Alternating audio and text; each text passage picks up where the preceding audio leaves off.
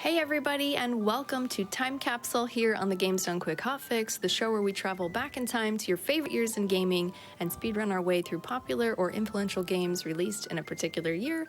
I am your host, Smooth Operative. Thank you so much for joining us. Tonight we go further back than we have ever gone before on this show, back to the year 1990.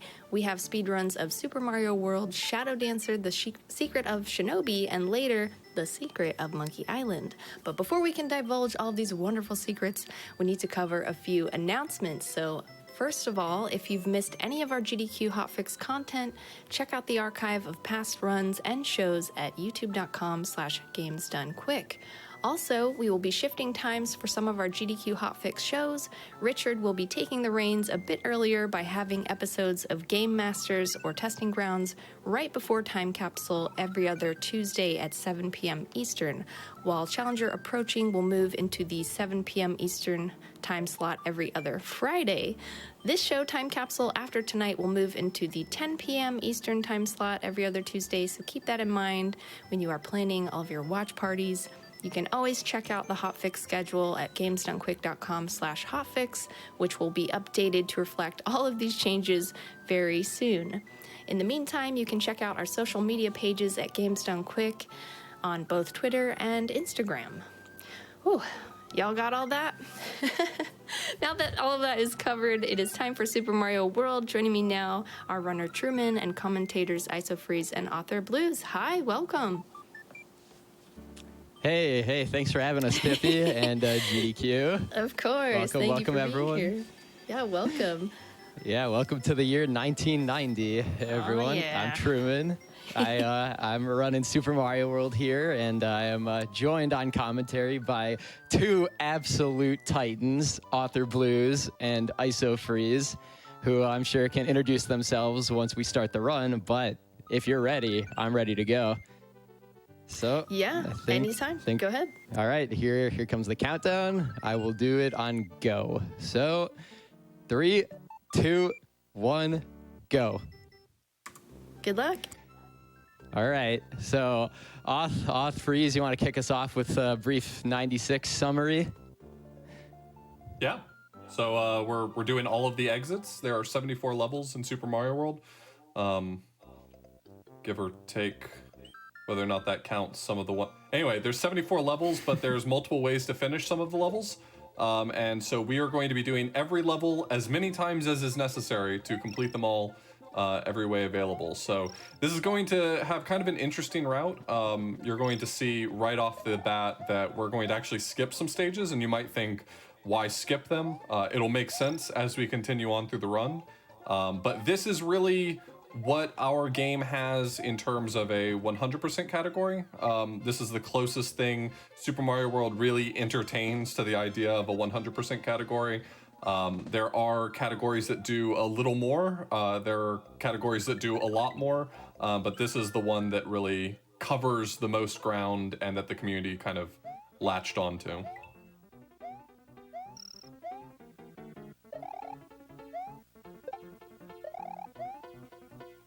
Our run starts off fairly straightforward. The run will feature a lot of use of cape, but we don't get access to that until the beginning of World 2.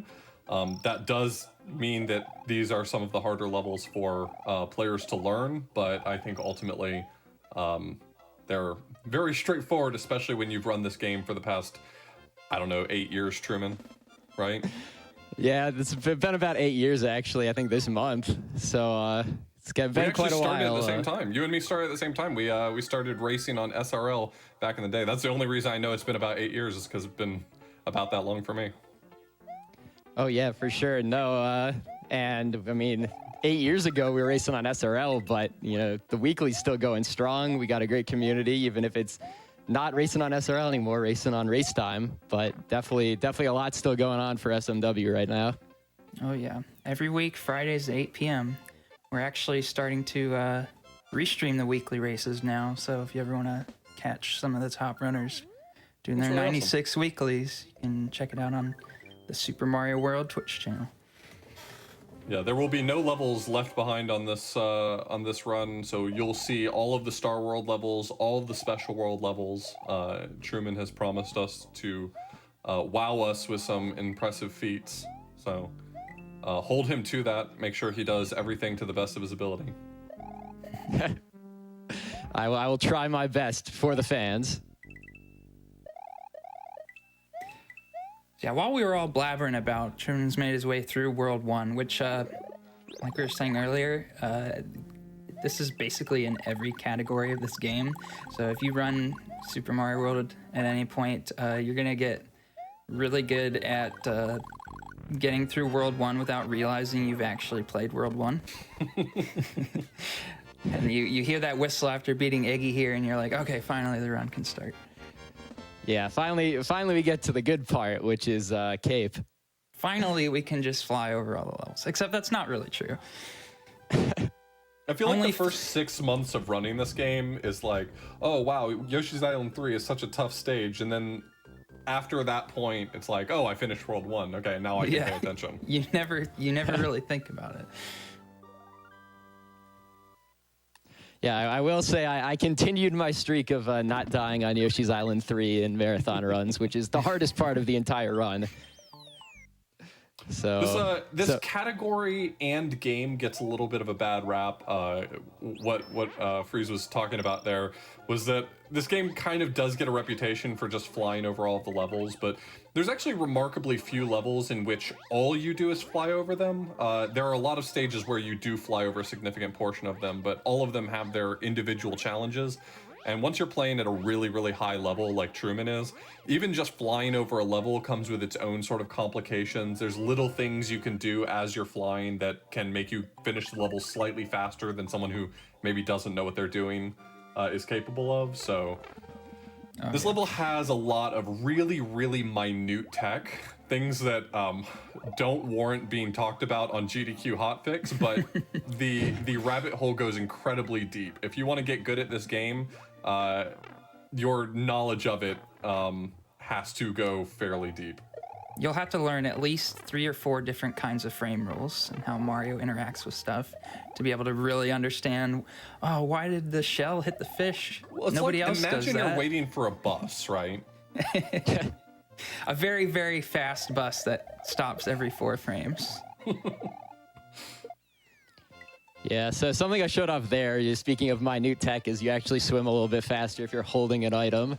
So in all these water levels, we're trying to grab stuff, which, you know, surprisingly doesn't just drag you down to the bottom of the ocean. It gives you some kind of speed boost. So there's 2 main reasons why I'm kind of fielding some questions from chat. There's 2 main reasons why we play on the Japanese version. One of them is that all of the save and quit prompts are a few frames faster, just because the box is a little smaller on the Japanese version. But the much more significant one is actually the cutscene for the Switch Palaces, if I'm not mistaken. Isn't that considerably faster on the Japanese version? Yes, each Switch Palace it is about, what, 4 seconds? 4 seconds or so? That sounds about right. The text box just hangs around for 4 extra seconds in the English release for some reason. So yeah, it's not like other games where it's like, you know, character size or text speed. The box just literally hangs out for less time for whatever reason. Yeah, that doesn't play a big role in some categories. Things like playing on, you know, the 11 exit route, for instance, because you don't hit any Switch Palaces. It's still valuable to play on the Japanese version because you can save like a half a second, I think, over the course of the entire run. But for a 96 exit run, it's more like 20 seconds because of all the Switch Palaces involved.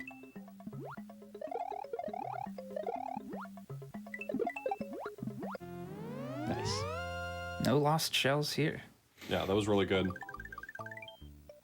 It's hard to articulate in a commentary setting like what separates a player like Truman from another player, like what he's doing that's particularly impressive. But every single stage that he's played so far, and it's not going to stop for the remainder of the run, every single stage has these really tiny pieces of tech that are easily missed and hard to explain really quickly, but Truman just makes this game look so easy. So the best we can really say is that the whole thing's just butter smooth. One thing that I see a lot of people who aren't familiar with the game wondering, how is he able to just fly through stuff without taking damage? If Mario is in his cape flight state, where he's actually got his cape attached to his feet and he's flying, you hit an enemy, then you don't take damage. You just lose flight and go and get some iframes. So we abuse that quite a bit during the run. If there's an enemy that's in our way, just cancel through it.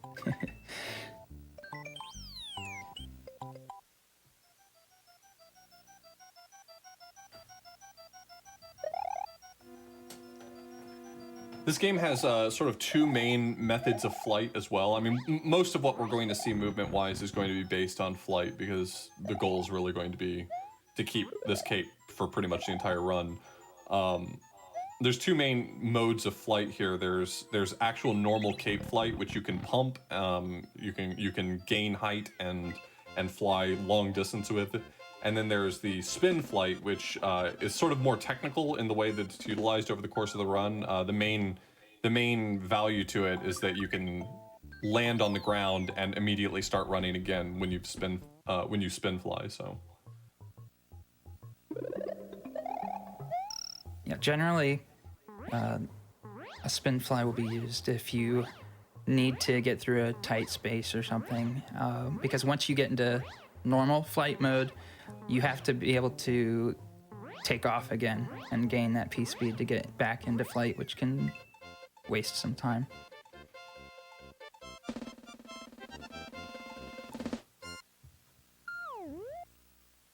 And yes, you can fly over the pipes that were put in the level that looked like they were specifically put there to stop you from flying over the level. Nothing exists off the top of the screen, so just fly over it.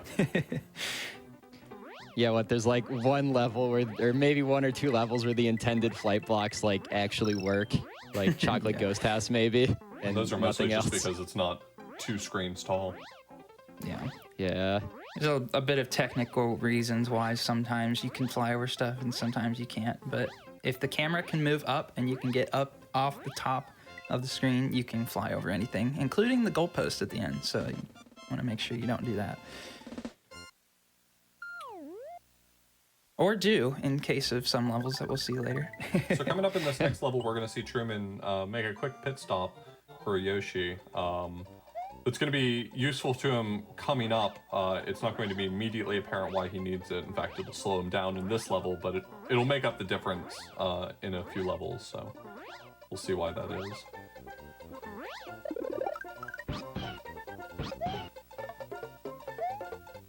The interesting thing with having Yoshi here is you don't have you normally don't have the ability to fly with the cape anymore, but jumping with Yoshi is basically the same as when you would spin fly without him. So, and with a spin fly, you're able to get a bunch of height, but eventually it'll run out and you'll have to float down to the ground and take off again. So whenever we got Yoshi, you'll see that a bunch. First extremely technical level in the run. Just flying through this level is incredibly challenging and really starts to show off the power of the cape. It's not just for flying over levels. There's a lot of technique involved here.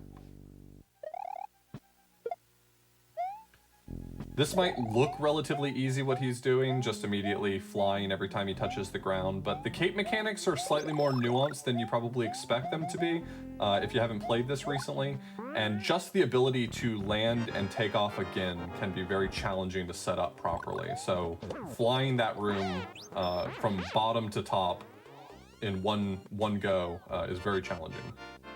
It took him, like 20 seconds to get through that room? I could probably go on for 20 minutes talking about how each of these jumps works and how to do them and how not to do them. It's just, every single jump just has a lot to it.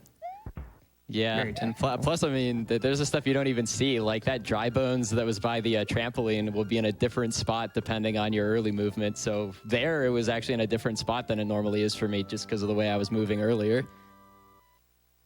So Freeze, can you give us a shorthand of what we're about to see here in this next level? Oh boy, I didn't practice for this. Oh no. Engage, right. Speed talking. So you'll see the dragon coins in some of the levels, and they're actually like 2 tiles big. When you collect one half of it, the game needs to know to get rid of the other half too. And if you happen to duplicate a block, which we'll talk about later, Slow down, man. He's talking. on top of one of the halves of the dragon coins, and then you touch the other half, it will like transmute the block that you duped on top of the dragon coin into a different kind of block, and that block happened to have, well, a key in it, so we had to change that to be Yoshi wings by duping it again to the side. And then you can just finish the level, which is good because that level takes forever. And here we're floating under the bottom of the stage. That typically wouldn't be possible because this stage doesn't have water in the normal sense. It just has sort of tiles of water. But because he had a Yoshi, he could jump off of the Yoshi back in bounds, and that allowed him to skip a ton of that level. That was really great. Yeah, Yoshi can just go through walls. They don't exist to him. Yeah, Yoshi clipping only gets used a few times in this run, but it's really fascinating the way it works. When you land on Yoshi, your Y position snaps to his, but his X position snaps to yours. And if you draw that out on paper, you can kind of imagine the way that you can use that to get yourself fixed inside of a wall. Yeah, and then once you're in the wall, it just takes a little bit more coercing to get through the rest of the wall. And it just so happens in this level, the ending of the level is near the beginning, so it saves quite a bit of time to do that. Technically, you can do that without water, but it's way, way, way more difficult. So you only see it 3 times in this run, all in water stages. Ooh, sticky. Clean sticky fly. Saves no time, but it makes that whole last section really easy because you just got to hold left and just fly over everything.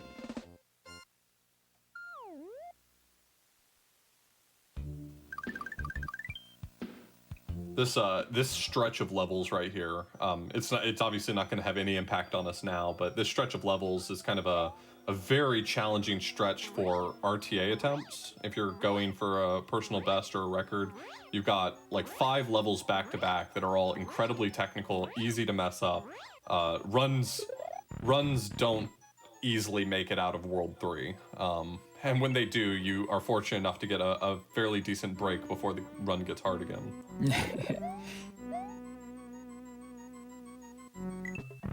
All right, didn't lock myself out of the house. That's always good. Really don't know what to do there if I don't get in that door. Are these tricks still possible in the Switch Online version? Yeah. I don't believe any version of this game has ever been patched to fix any of this. Yeah, I don't think this category has anything that's version specific. Yeah, you should be able to do everything that you see Truman do on the Switch version. The only thing that you wouldn't be able to do as easily is the getting the cloud in Yoshi's Island 2 for the fast 11 exit route. Yeah, or the credits warp. Or the credits warp, yeah.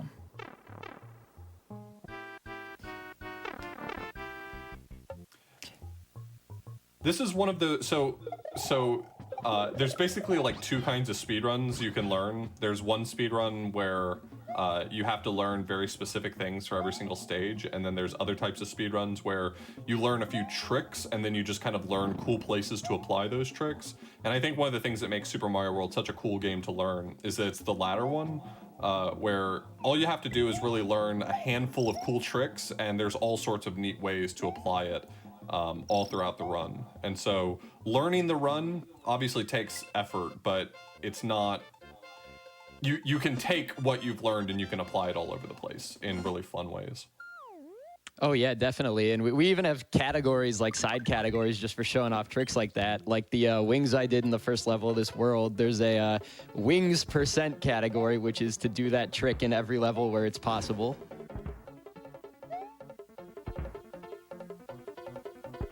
Yeah, I want to say you could probably get wings in almost a third, if not maybe even a half of the levels. It's just that it's not very fast. Yeah, it gets a little complicated there a bit in some levels. Yeah, sorry, I'm seeing chat go wild. I did misspeak, I guess. If you consider the GBA version to be a port, then yeah, that breaks a lot of glitches. But in terms of in terms of the engine, it's basically a completely different game. The levels just look the same. Hey, this is 1990. I don't know what the GBA port of this game is. Never heard of it. What is a Game Boy?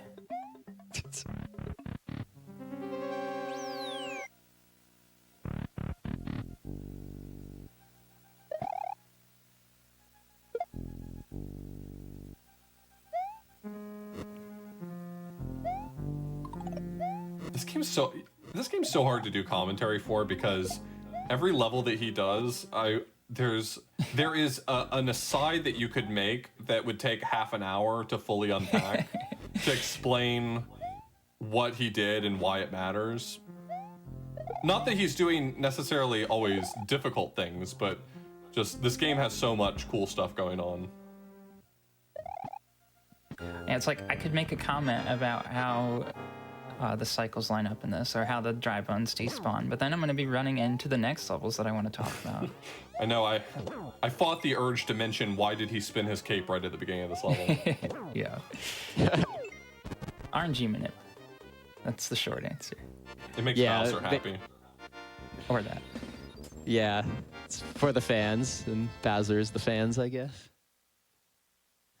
Yeah, I mean, there's all the asides about the actual game, and then there's the asides that are like, oh, you know, man, there's a really memorable death on this level. It got really popular. And oh, there's a really memorable death here.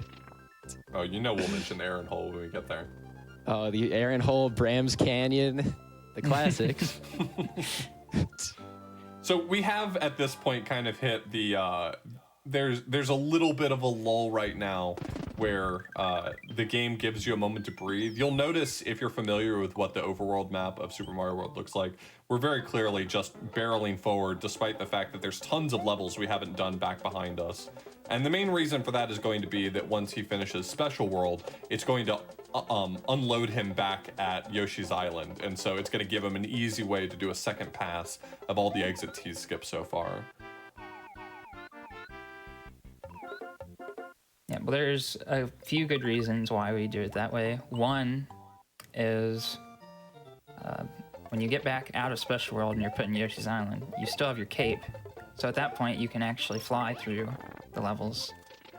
I will... Okay. I wanted to talk about this level, but I could Truman tell. just completely whiffed it, so I have nothing to talk about. Yeah, no, this was always going to be the hardest trick I was going to attempt in this run. Unfortunately, we didn't get it this time, but there's a couple more chances for similar ones. Yeah, we'll talk about boss kills in Special World. Let's see, the second reason why we go back to World 2 is, well, it's just optimal overworld movement. Moving on the overworld is also part of the speedrun, so if you can minimize movement, you're saving free time that you don't really have to, it's not difficult, you just have to make sure you do it in the right order. There's also a lot of like really tiny reasons to make the decisions. Like, for instance, the reason why he did the ghost house first in World 2 rather than taking the other path was because all the ghost rings are linked. Their positions are linked, so it's more predictable, or at least in a setting that he's more prepared for if he does the ghost house first there. Mm-hmm. And then probably the biggest reason, or at least the biggest cause of doing Special World is that when you beat Special World, a lot of the enemies change what they look like, and the overworld changes color. But the biggest change is that some of the Koopas will change colors, and what powers Yoshi gets when he holds a shell in his mouth depends on the color. So sometimes a level will be easier to do with a blue shell, so you might wait until after Special World so that the red shell turns into a blue shell, and then now you can fly over the level, or something like that. Yeah, that specifically comes up in, Donut Secret 2, where a Koopa would walk off the edge and be in your way if he had changed colors. Yeah. But there's a lot of levels in, like, say, Forest of Illusion, where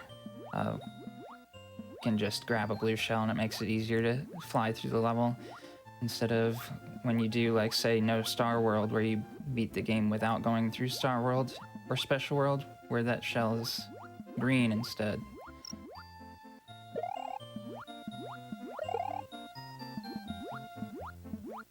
hesitated there for just a moment so that those torpedo Teds would all go to the left.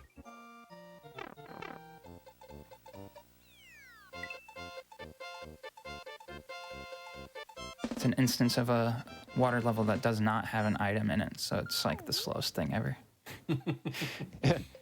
Yeah, I mean, plus that's the best level in randomizer with no water. You to fly through that one.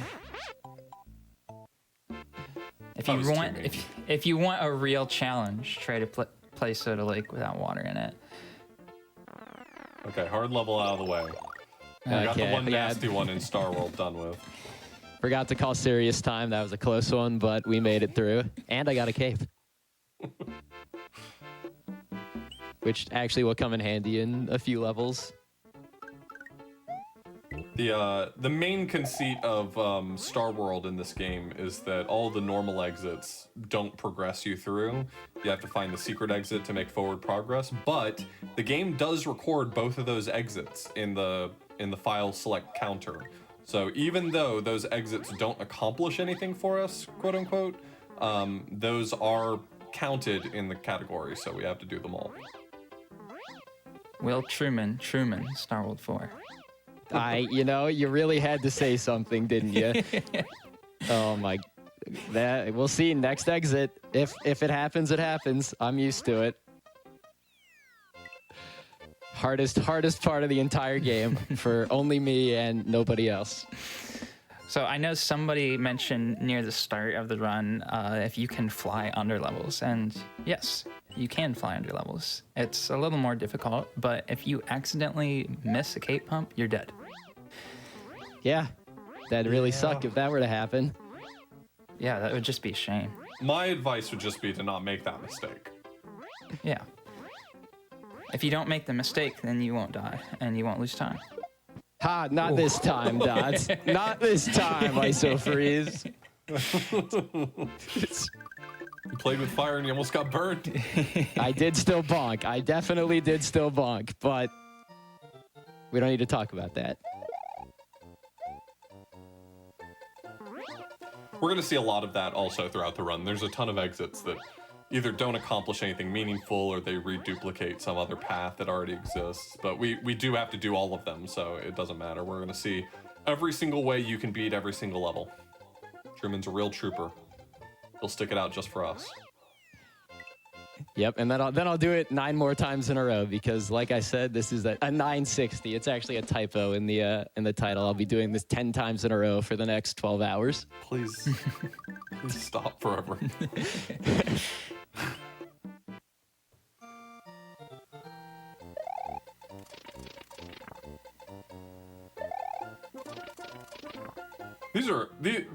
These zips here are kind of a cool glitch that you can do even when you don't really know what you're doing.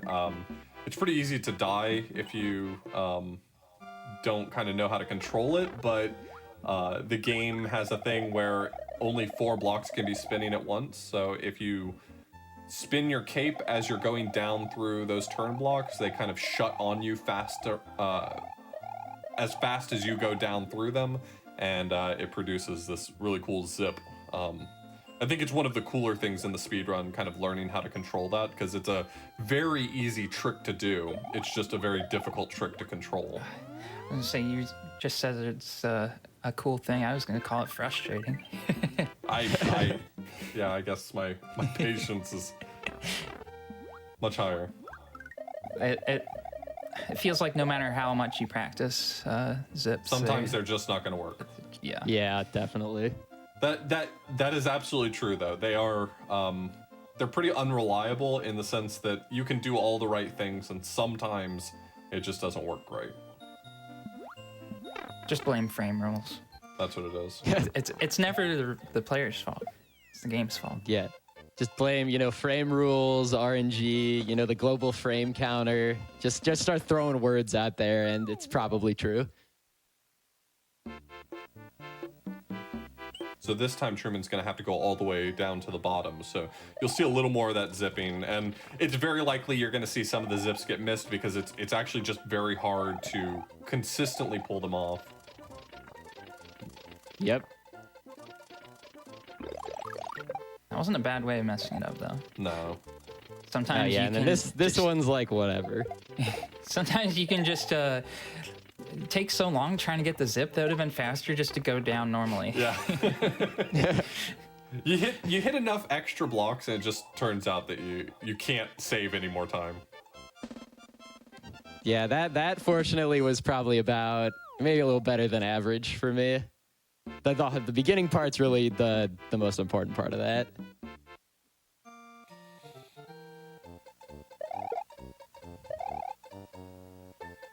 All right, so now finally we'll be unlocking Special World. And we'll be needing a Yoshi when we go in there. And this is the last level before Special World, so we gotta grab this yellow Yoshi. And make sure to feed him too. That's what the extra Gotta feather's feed for. the Yoshi. Gotta feed him again too. Delicious keys. So now we're heading into Special World, which are supposed to be the hardest levels in the game, and quite a few of them almost certainly would fit the bill for that. But there are some really cool tricks that are going to appear here. So this is another instance of what Freeze had mentioned earlier, where if you duplicate a block over the bottom half of a Yoshi coin, and then collect that Yoshi coin, it transforms that block into a different type of block. In this case, it's fortunate that you don't have to do anything else special. It's automatically Yoshi wings. Yeah, so there are some blocks in this game that can hold more than one type of item, and it just depends on that block's X position in the level. That gives it what item it has, and so if you duplicate one of those blocks to the side, that item changes. So this block in Tubular normally has a P balloon, but if you were to Happens to be move the that same block yep. one to the left, now it's Yoshi wings. That was really smooth. Yeah. I mean, I could slow down a bit if you If you want. wouldn't You're mind, that still would really help talking us. about the previous level. This level also has wings, but that's just because the developers put it there. Yeah, boring normal Yoshi wings. Oh well. Gross. Boss kills. Okay, hit us with So, this is awesome. So we're gonna hopefully see an awesome Reznor kill, where we spawn a Reznor that you see normally at the end of fortresses in this game, and then actually you don't see him ever. He just spawns dead, and then the level's over.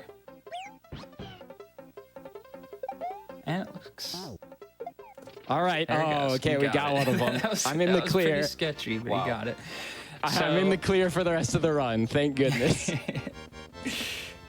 There's this really kind of game-breaking glitch, and it all stems from Yoshi having two tongues at once, which can happen if you try to have Yoshi stick his tongue out at the same time. The game pauses for like a power-up transition. If you're able to grab an enemy on the second tongue while something else was on the first tongue, you can start to get sprites on Yoshi's tongue that aren't loaded yet, and then can get them as they load, and then you can get certain items that aren't even supposed to be able to be picked up by Yoshi on his tongue. It's just a big mess. There's a lot going on, but the end result is that killing bosses ends levels, and so if you can spawn one and get the game to think that it's dead, then yeah, that is sufficient. I guess the next few levels are just flyovers anyway. I can keep talking about it, hopefully. Maybe I can get to the whole topic. Now that I'm flying, thankfully, I think the next few levels are okay. The takeoff's a little questionable, but... I love that you just nailed 2 boss kills and then couldn't fly in Mondo. Well, you know what they say. I mean, it isn't just about flying over levels, it's about the journey. And I definitely didn't almost lose flight talking about that, so... Good lord. Anyway, a second glitch that helps with the boss kills is just due to a property that Koopas have. Super Mario World was the first game to have it so when you stomp a Koopa, the Koopa actually flies out of the shell. If you cape spin a Koopa, it'll stay in the shell, and then eventually it'll wake up and it'll jump out. That property of a stunned sprite and then another one pops out once it's awake applies to every sprite in the game.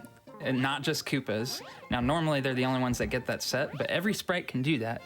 And since it's not supposed to happen, the game reads garbage data, and so every sprite has a sprite that it can spawn another one, and you just have to be able to get the right conditions to get a sprite that's not supposed to have that stun property to have the stun property.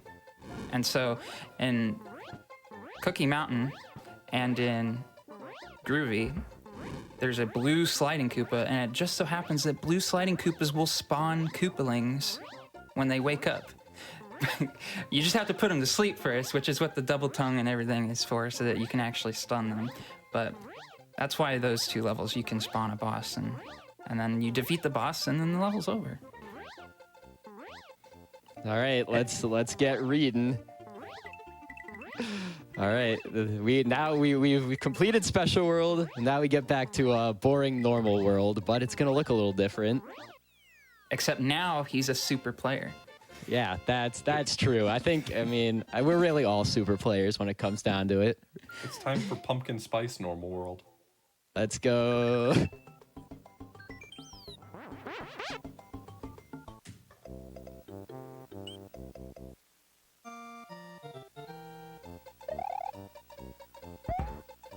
The main reason why we do Yoshi's Island 1 and Yellow Switch Palace later is, again, we have the cape now, so it's actually faster to do it now than it would be at the beginning of the run. But also, it saves time. If you were to mess up, say, World 3 or Special World, you didn't waste that time doing Yoshi's Island 1. Yeah, I mean, even real life time. Yeah, I mean, we used to do the overworld route before we switched to the one that does the ghost houses early because of the rings, like we talked about earlier. The initial goal was get to World 3 as fast as possible with the route, just so you save all that reset time. Before we decided to go with the more consistent one for most people. But yeah, it's all about the world just record. He had a completely different route to get to World 5 as quickly as possible for the same reason. I mean, yeah. You can make up your own route if you really want to, and ultimately, everyone has parts of the run they struggle with. So getting there as quickly as possible just makes resets better. Yep, it's all about balancing real life time and run time. I made my own route where I go to Special World right away because I'm bad at that split. So I'll lose about 6 seconds on the run, but it saves hours of grinding. So at this point, we're going to finally see Worlds 1, 2, and 3 more or less cleaned up to the extent that we'll be able to move on with the rest of the game and clear them in more or less one pass. So here we had already done the key exit, but now Truman's going to head for the normal exit, which is going to take him up the left side of World 2 so that he can complete all of those levels that haven't been done yet.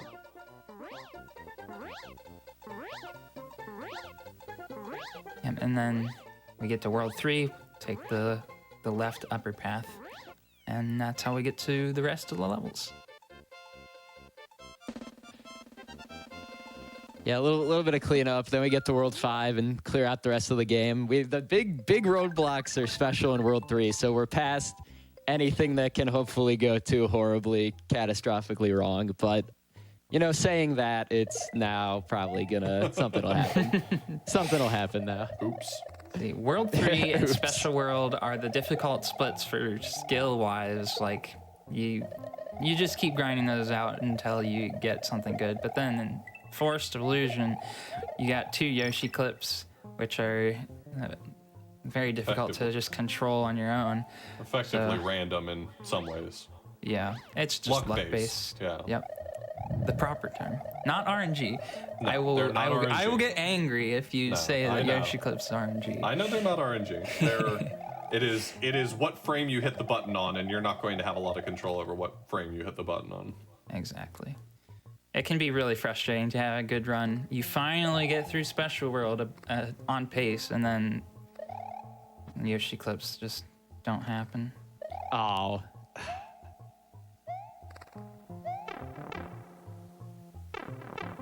You hate to see that, Truman. Yeah, that's just a missed button press. What are you gonna do? This auto Hopefully, scroller you get a second chance at this one. That's the good thing about levels with secret exits is you get a second chance. This auto-scroller has one actual important trick in it, and you didn't get it. Yeah. I mean, when you put it like that, it doesn't sound too good, but... I'm more disappointed by not getting any yumps here. What's going on? No, it's fine. I got one chance left. Yumps with cape are so much more annoying than any other type of yump. Because if you fail with any other type, it's like nothing happens. If you miss with cape, you might just like fly over the switch and miss it entirely. Yeah. Oh man, now all the pressure's on for that last one though.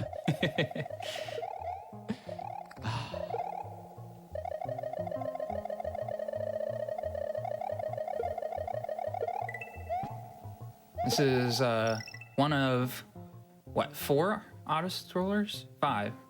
5 auto-scrollers in a run. If you count this one twice. You have to do it twice. If you count this one, yeah. I was gonna say, what's the 5th? But yeah, it's this, both exits, Forest Fort, Castle 1, and best level in the game, Butterbridge 1. Everyone's favorite. Everybody's favorite. I mean, we did say we were going to talk about Bram's Canyon, so maybe I'll jump into that. All right, got it that time. That's what that trick's supposed to look like. There Yeah, we actually that saw gives an you instance of flight. the fact he was able to fly as soon as he came out of the pipe. There's a little bit of nuance with the way the flight works in this game. They wanted you to be able to take off from the ground if you had just like landed very quickly. And so you've got a little timer that counts down for if you just jump in the air, you'll be back in your flight state. And he abuses that by taking off into the pipe. And on the other side, the counter's still counting down. So if he just taps jump, he can immediately start flying, which is faster. Yeah, there's so many game variables that just continue from one room to the other. I know it's supposed to look like, oh, you're in an entire new area, everything's reset, but in the game's logic, it's not quite that way. Nope. Carry things through, like flight meter to be able to instant flight. So now we're caught up on worlds 1 and 2. He needs to go up the secret path on world 3, and he'll rejoin at Ludwig's castle, which will get us more or less back where we left off.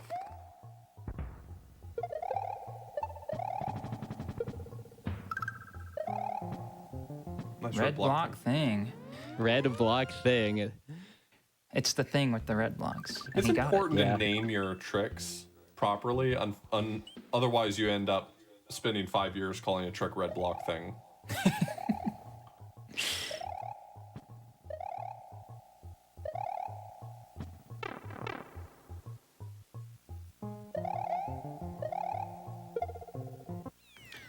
Vanilla Secret 1 here is one of the few levels that's actually mainly vertical.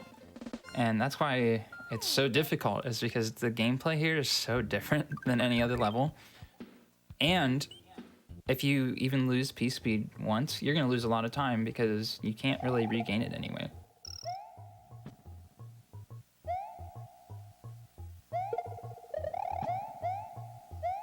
Just like that. Oh no, the wall. He was just giving an example. He didn't make a mistake. He was just trying to demonstrate what you were talking about. Yeah. Yeah, I mean, let's run down the list of excuses. I was given an example. I was pretending it was 1990 and not doing a speed run. Dropped my controller. A bird flew in front of your TV. Bird flew in front of the TV. It's a little too humid out. There's a glare on your screen.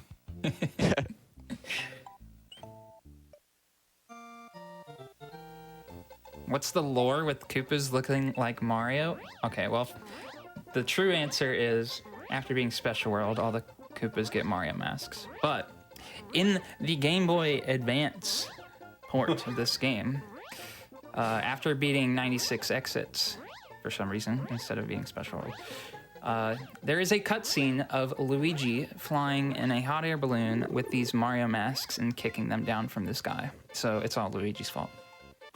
Dang. Did you know gaming? Now that's a retro game mechanic explained right there. That Oh is. yeah.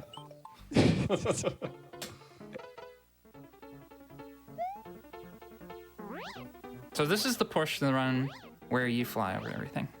Yeah. I know Yeah, we were saying yes. earlier that like not really the case, like you do sometimes. This is the part where it's boring.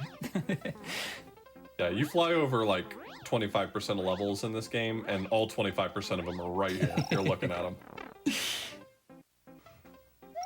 You got that. You got an auto scroller. You got a water castle with no items. It's to swim with. It's if you're gonna fall asleep at any point in the run, it's gonna be around here.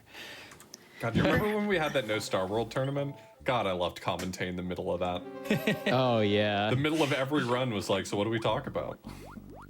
Perhaps this would be a good time to tell us, Truman, why it is you decided to speedrun Super Mario World and kind of why you got started in the first place. Sure thing. So actually, my introduction to this game, speedrunning wise, was Dram55, somebody we all know and love from AGDQ 2013. Did a run of 11 exit. And I was thinking, you know, that had some really cool glitches in it. He did what we call orb glitch, and I was like, this seems really cool. I got to check this out. And so from there, I checked out a lot of runs. We had, at the time, I think a TeamSpeak server, because this was 2013. Nice. So through like that and the weekly race, which, like we talked about earlier, is, you know, still going to this day, I just kind of got involved with the community and met a lot of really cool people that have just encouraged me to continue even now, all these years later. You know, it's been 10 GDQs, few tournaments later, and community's still going strong, still great. So I'm guessing you have a ton of friends now from Super Mario World. Yeah, well, we'll see. We'll see if that lasts after this run. If the commentators are nice, but yeah, no, a lot of great friends. Oth mentioned earlier, you know, we started at the exact same time. Just the people you really start and learn the games with. Not only does it make it easier and more fun to learn the game, but that really sticks with you. And it's the main reason I'm still around, and why I'm sure a lot of people still stick to speedrunning and have kind of a soft spot for the game they started with.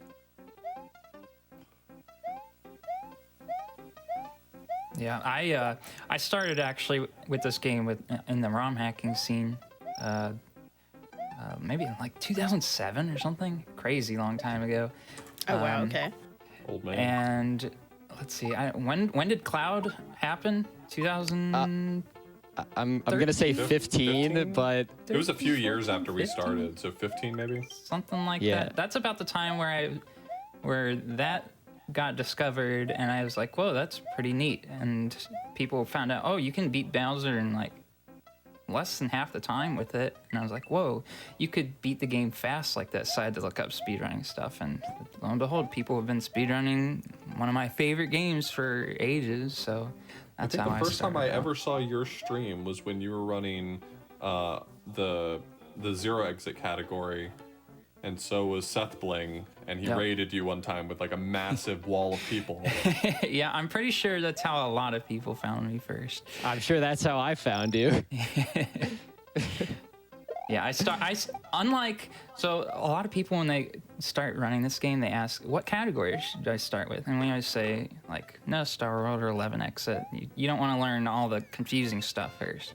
I went straight into 11 exit Cloud and 0 exit credits for it, just because, like, I was in the That was what ROM you were hacking interested in. scene that's where I learned it all from. So I don't recommend doing that, but it was fun for me. Yeah, I'm trying to remember, like, back when I was looking at that, like, GDQ 13 11 exit run, I feel like that just discovered speedrunning as a whole. So my like search history was like Ocarina of Time speedrun, Majora's Mask speedrun, Super Mario World speedrun, and just going, oh my goodness, all these games, people are beating them so fast. And then just pouring through all the VODs. Are these games that you maybe played when you were a bit younger, so there was kind of that nostalgia factor going into maybe picking a run? So yeah, that's what I started with for sure, was games I already knew. And then just quickly from there, I love watching games I don't know anything about. Yeah. But yeah, no, it starts with, you know, the stuff I'm familiar with, and then I go check out, like, something I didn't know anything about really was Dead Cells is a more recent game that I got into because of a friend, and just runs like that. of just things you can really learn a lot about, really change the experience from something that you're just going into with, some amount of experience already. Honestly, it kind of shapes how you speedrun the game, how much knowledge you have going in ahead of time.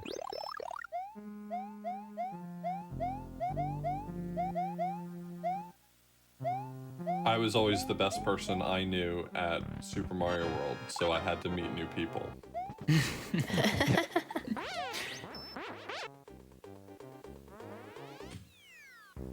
Finally, our boring segment here's done. Yeah, and that was a sub 48 Castle 4, so this is pretty decent. And I don't think you've made any major mistakes yet, other than like not Cookie getting Mountain, certain tricks. Yeah, I Cookie mean, even Mountain's that, the only though, one I can like, really think of that went yeah. sideways.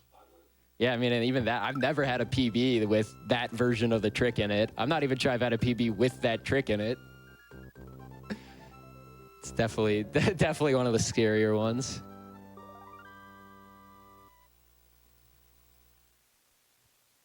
Yeah, most of the bosses in this game, the way boss health works in this game is kind of strange. Hitting an enemy with a fireball or jumping on their head adds 1 to the exact same counter, but deciding when that boss dies depends on how you hit them. So if you jump on their head and the counter is 3, then they die, or if you hit them with a fireball and the counter is 12, they die. So, or 10, 12? In either case, it makes it the easiest way to kill most bosses is to hit them with 2 fireballs and then jump on their head.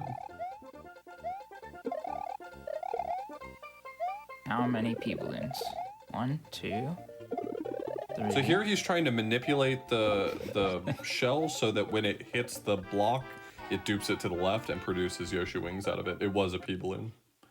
Yeah, that's what like flicking the shell does. Sets up the proper subpixel so that the block will have a chance of duping to the left. Not always, as you can see. I managed to avoid a 99 Loof Balloons incident there, Dots.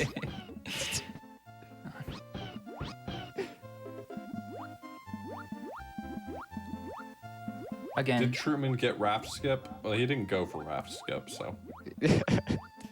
I was hoping nobody would tell him. That's called good sense. If he had gone for raft skip, getting it or not, I would have told him that was stupid. Oh yeah, no, that's kind of like what I meant by not going for tricks that if I miss them will cost 5 minutes. Pretty much just that one. And I guess like double sandbar, but. So you're not going for Ghost House Clip? I really don't think I am. This man's not even gonna take a shot at the quad club. The Author Blues quad. Yes! Redemption. I mean, yay, a yump. What a fortuitous set of circumstances. Not hype. There are a lot of sort of unnecessary paths in Forest of Illusion, but as I've mentioned several times, we got to see them all. So some of these exits aren't going to really serve us in any way other than adding to a counter to get to 96 exits.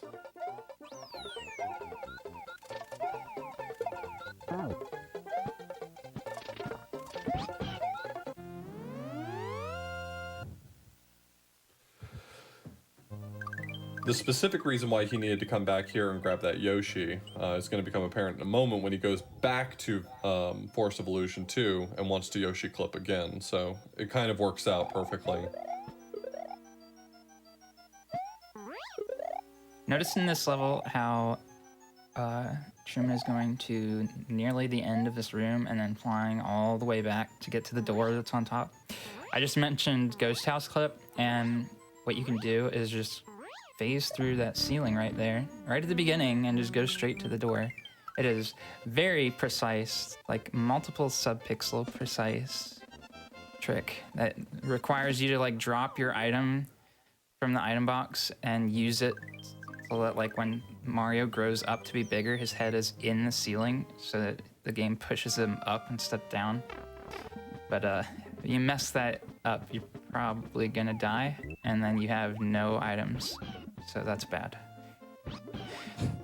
So if you look really closely here, you can kind of see it happen. When Mario lands on Yoshi, he pulls Yoshi to the side, but he gets pulled down onto Yoshi, and that's how he actually clips inside the wall. All he has to do at that point is then spin jump to hopefully go through the wall. It's that last step, though, is the one that's really out of his control. So getting into the wall is entirely up to him. But once he gets into that wall, a lot of the control is lost at that point. There's a lot of luck involved for getting through, and he's been very fortunate to not be punished too badly. Yeah, that could have gone a lot worse than it did after I dropped Yoshi on the ground, not in the wall, because then your subpixels all kinds of messed up. There's some things you can do that slightly improve your luck. The ways that you can manipulate Yoshi's subpixel values. As soon as Yoshi lands on the ground and starts hopping up and down, all that's lost. Every bit of control is lost. If you want to be the most optimal with your movement on Yoshi clips, you can memorize a huge flowchart and memorize how many times to dismount Yoshi in order to get the best odds. Which but that sounds kind of hard, so I'm just gonna wing it. Or do that too. I mean, people did that for how many years? And it was just forever, like so many. And then you released that whole video, which is great. But I don't remember when that came out. Is like right there. I can reach it from here. So there's no reason to memorize flowcharts. Just reset when it goes wrong. Yeah. Man, I don't know all this behind the scenes stuff. I just push the buttons. I just make the guy go. Push the button with the picture clips on it. Yeah, I push the button with the pictures a clip on them.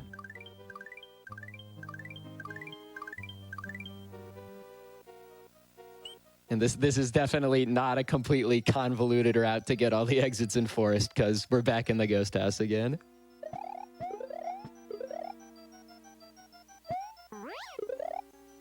Would it surprise you to hear that this is actually optimal? The answer may surprise you. Isn't it not, though? Didn't TLD come up with a actual optimal forest route that requires you to like bring Yoshi through a forest secret area? Yeah, you need to like bring Yoshi fly in some level. I think maybe get another power up somewhere. It's so you have to do forest ghost house clip too. Oh yeah, that too. You have to do the really hard multiple subpixel perfect trick we were talking about. Yeah, just to save like, I don't even know, like a few frames on overworld routing. Yeah, the current overworld route here actually does walk over one path more than what would technically be necessary, but that's just because you have to get Yoshi to do Forest Illusion 2 twice. Also, here's the Aaron hole we were talking about. Imagine falling in that hole. That's the Aaron hole. Thank you for reminding. Imagine just throwing your key down there like it's trash.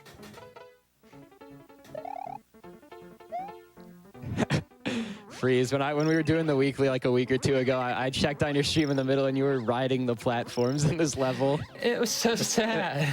I was like, God. What's going on? Don't get hit by one of the Koopas or else you have to ride the platforms.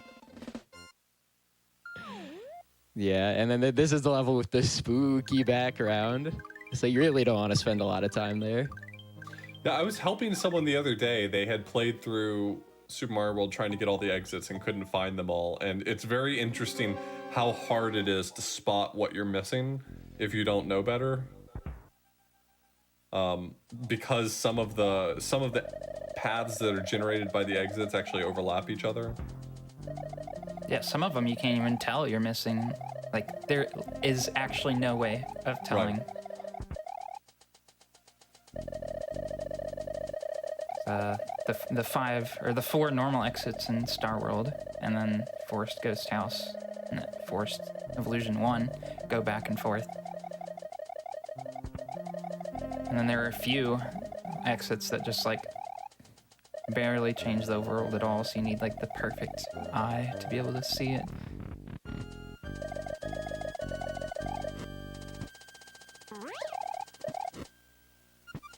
I think more so than other Mario games, Super Mario World does have a thriving community and great appreciation for categories that kind of add extra unnecessary restrictions, things like playing without cape, because I do think that while I think the game gets a bad rap, the cape does simplify a lot of things, and there is a lot to really appreciate about this game played without a cape. Oh yeah, it's almost like a different game. Yeah. You have to actually run and jump. Yeah, Imagine. that sounds too hard. Too pedestrian for me. Yeah, and then of course we have to mention the small only categories where you can, even without Yoshi or anything, you can get most of the exits and all the levels. There's only a few where you like have to break a yellow block to be able to finish. But it just becomes, the more you restrict yourself, the more difficult it becomes. Yeah. Are there a and- lot of resources for this game? Like, Oh, if someone wanted to learn it? Okay, cool. Yeah. What's the URL for the wiki now? smwspeedruns.com. That's what I thought. I just didn't want to say it wrong. Yeah, the Super Mario World community has always had really great resources, but as time has gone on, those resources have only gotten better. I mean, even back before we had all the tools and the resources we have now, we've always had, wikis that tell you optimal times and explain strats and things like that. But now we've got detailed videos of strats and alternate strats for every single level in pretty much every power-up state.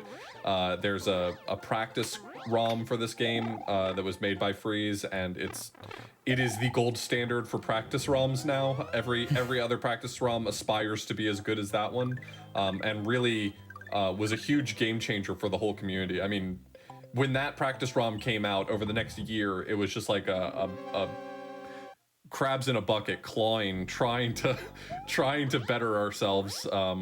But it was honestly, the resources are fantastic, and short of things that are already just written down and available readily, the community is fantastic about answering questions and helping new runners.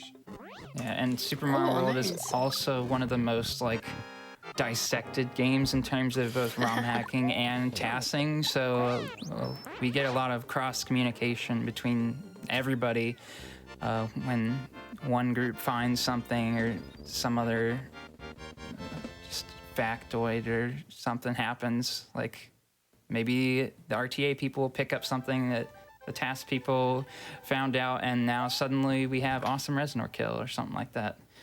Yeah. Oh, sorry, Truman flew through Roy's castle, but Yeah, it got a little sketchy Yeah, at he's the end gone there now. with the green block, but don't worry, he's good. I just thought I'd mention that he's doing okay.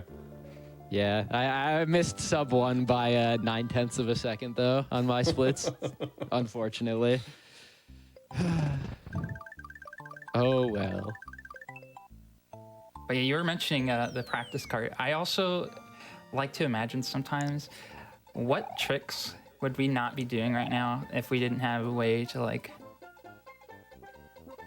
Grind them out practice effectively. as efficiently. Yeah, there's so many things now that I don't think you'd be able to. You'd spend days practicing something that right now you could probably knock out in an hour or so. Oh yeah, I mean, even though I missed it, Cookie Mountain, that fast Cookie Mountain boss kill strat I learned in like a day. Without practice cart, that's not happening probably ever, let alone in a day. And it's not even just glitches that you might want to learn. Like, there's a ton of really challenging stages that are impossible to learn if you don't really break them down.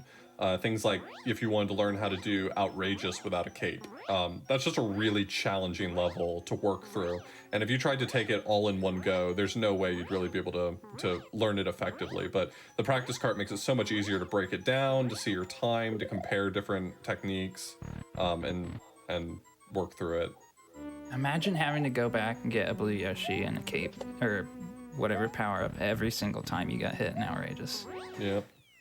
So did it take a long time to put together the practice cart? The practice cart actually started, I want to say 2016. It's been so long since I started that project. It first started out as just like a way to be able to give yourself power-ups and like flip on and off switch palace blocks. But as with And- anything Dots does, it became vastly over-engineered very quickly. Yeah, just somebody mentions, oh, this trick is hard to practice. I'm like, oh, I'll just add save states into the practice card so you don't have to get a game saver. Or you want to record your gameplay and play it back? You can do that too. You can save it to your SD card too. It's very difficult to do these tricks with double tongue unless you know exactly what sprite slot each sprite's on. Oh, now you can just turn on a marker that tells you what sprite slot each sprite is in. Yep, and you can see Mario's subpixel and everything. The RNG values. Heck, you can just see any memory value you want. Turn that on. Input That display. sounds pretty awesome, yeah. It's got a lot of stuff in it. I'm joking about being over-engineered, but it is, it's very, it's very clearly somewhere between a passion project and the delusions of a mad person. You say it's not over-engineered, just take a look at my code and then say that again. It's pretty nasty.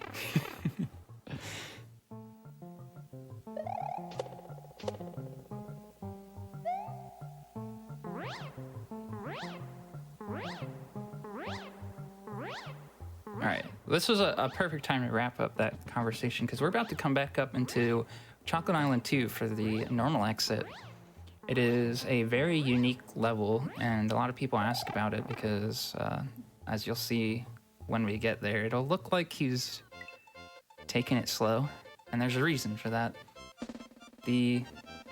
Each room actually the pipe will take you to a different room depending on a certain property of what you did in the levels so far. So the first pipe in the level will take you to a different room depending on how many coins you have. Now, if you have a lot of coins, I think it's 21 or more, there's just a free cape feather sitting on the floor. So We like that. Truman's gonna grab that because we actually don't need the fire flower anymore. Roy was the last boss that can take a hit faster with the fire flower. Additionally, the time wasted is actually not wasted because the second room is keyed off of the amount of time left on the clock, and you can do that all well within the amount of time it takes to get here at the right moment. Yeah, so he's waiting for exactly 2:49 on the timer. If he would have gotten in the pipe on 2:50 or faster, it takes him to the secret exit. And that's why on the secret exit, he's still going fast, because you want to speed run. But this level, you specifically have to slow down until 2:49, and you might as well just do whatever you can during that time. Yeah, and then, I mean, once you wait there, you get all the dragon. The last room, I think, is a number of dragon coins, right? So, got the nice, easy run through. I noticed somebody in chat saying we should just speedrun the practice card. Freeze, you made something very similar to that, right? Fast 96. I have. I've made a Fast 96 ROM hack, which basically takes all the boring levels out and all the auto-scrollers, and so you only do the interesting levels. And also, it has no overworld. You just beat the level, and it starts the next level again. And I don't remember exactly what the time is. People have done actual runs on that. I think it ended up being like 45 minutes. So it's like cutting out half of the run. But content-wise, you're barely cutting out anything. So Please don't point out that half of the game is boring. Yeah, no, I mean, but the losing like the goal fanfare and the overworld just entirely, I mean, it turns this into, 45, 50 minutes of just straight gameplay. No thanks. Well, yeah, I mean, you need your talk to chat breaks. Yeah. How else am I Yeah. supposed to drink my water? to be fair, that's actually a good thing about this game. Anytime I've personally gone to speedrun another game, I am almost overwhelmed by just having to constantly be playing. This game has like a 15-second break every minute. It's actually kind of comfortable. Yeah, if you are a speedrun viewer, you probably can't fully appreciate what that feels like. But if you've ever speedrun a game, the speedrunners will probably tell you that it sure would be nice if you could get just a few moments of downtime between the stressful bits every now and then just to collect yourself. And this game offers you that. Maybe too much, but enough to make this a very enjoyable experience. Yeah, you have to wipe your sweaty palms after every level when you're on pace. You have time to do that.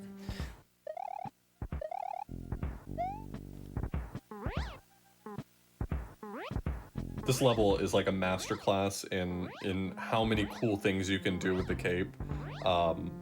This is also, I think, the first level in which scrolling the screen at the beginning of it does something interesting. That technique is used a few times. If you've played this casually, you may not remember that you can scroll the screen with the L and R buttons, but manipulating the camera in that way can be very useful for changing the way certain enemies spawn or the way certain things load. And that's a useful strategy in quite a few levels. I think that's the first one where you can fly through the first set of the wooden pencils. You can fly through them because you load them a little later.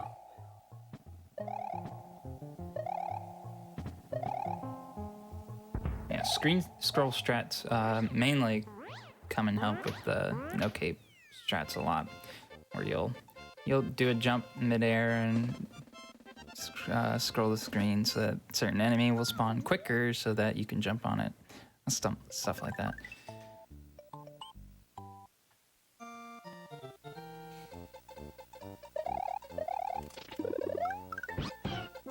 Is this our last Yoshi of the run? Hopefully. Yeah, I guess this might be it. Hopefully, As long as you don't we'll mess see. up. We'll see if he sticks around. Yeah, there's another developer-placed Yoshi Wings block in Valley of Bowser 2, which will skip a very long, basically auto-scroller section. So we want Yoshi for that level. Yeah, I mean, plus we're coming up on the only exit that requires a Yoshi in like 10 minutes. Yeah.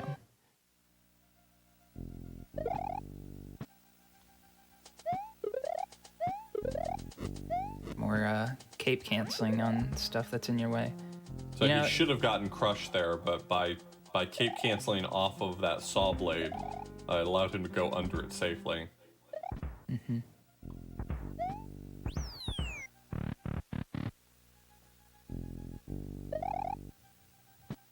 It just watching this and trying to point out. There's so many things I could point out. I know we mentioned this already. There's so many things I could talk about every single jump and how important it is for the strat to work. But it's just kind of hard when he does it exactly perfectly because it doesn't look hard at all. If you're watching this and think this looks pretty cool to run, but we're making it sound like there's a lot more going on than you realize, the nice thing is that you don't have to understand every bit of this to learn this game. You can put up some really great runs without understanding all that nuance, but there is just so much depth to this run, which is, I think, one of the things that keeps so many talented players sticking around for so long. I mean, I think so many great SMW players would have moved on to other pastures if it weren't for the fact that really, this game gives back the amount you put into it. Even after 8 years, there's always something you can practice a little more, something new you can learn. None of us are done. We're all here forever. Yep, don't forget, we're here forever. All right, sunken ghost boat. Ghost boat. The one ghost-themed area that Yoshi's actually allowed in. Yeah, please, Freeze, divert your eyes from my score because this is about to get pretty ugly. Oh no! Why did you even mention it? Because I mean, I think it's worth talking about, even That is- if it is bad. That is true. All right. So normally, we aim to have 1,000,000 points for this level coming up in the third room. And that's just because every single frame, this game converts the score from hexadecimal, which is how it stores it in memory, to decimal to be shown on a status bar. And when your number has a lot of big digits in it, that takes a long time. And so the game actually starts to lag if there's too much going on. This falling room has a lot of enemies and they lag a lot. So having a really big score, the sum of the digits, see how he's got a 9, 2 9s, and a 7? It's just, this is gonna lag so much. And it's actually funny, if you enter this room with like 999000 or something, that star at the top will give you 1,000. But if you happen But if you happen to hit an enemy and knock that over to 1,000,000 while you're falling, you can actually notice the game snapping back to speed because it's just so bogged down with all the enemies in this room. It's kind of crazy how something like the score, how many points you have, affects your gameplay, but it does. I remember when people started realizing that the score was playing a role in lag, and so many of us, myself included, I'll own up to it, was like, that is absolutely like nonsense cargo cult mentality. There's no way that has any impact on anything. Now we know differently, but yeah, the SNES is it's a chugging machine. It's got to do so much at a time. Can't tell it to do too much at once.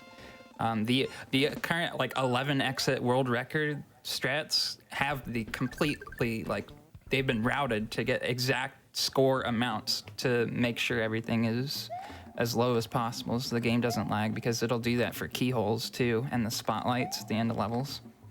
You want to reduce that lag. So here Truman is going to take advantage of the other set of developer-intended Yoshi wings to end this level early, which is really good. I mean, we will have to still do it to get the key exit, but doing that level twice would be bad. Painful. Plus, you'd introduce more sandbar clips into the run. That would not be fun.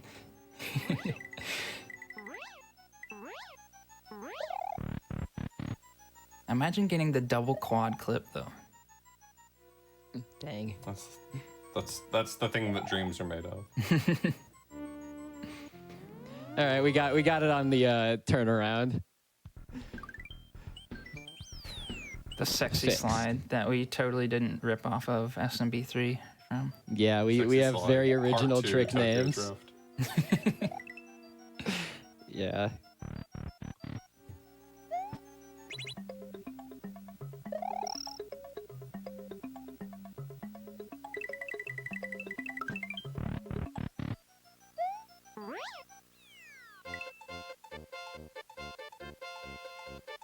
So even there, I mean, it was really subtle and didn't make a huge difference, but you could even see there he had done a little spin jump right before he entered the door, and that was what we were talking about before. He was able to jump on the other side of the door and immediately take off, which is kind of nice. Yep.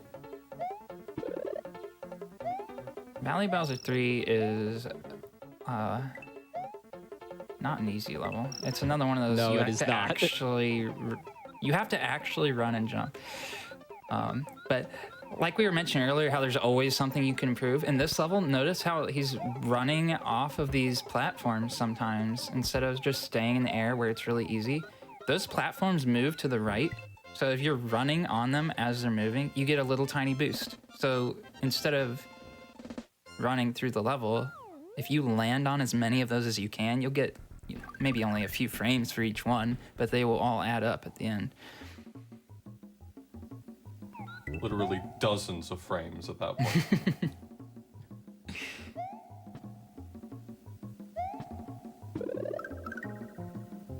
I always like this stage a lot. There's nothing real special about it. I just really like this stage. Oh yeah, it's just pure platforming. And then, oh yeah, this is what I mentioned earlier. This is the only exit that requires a Yoshi. Mm-hmm. So you're some sort of glitch person. I mean, you can go get the cloud and use it to clip into the wall there and clip out. Yeah. Disgusting.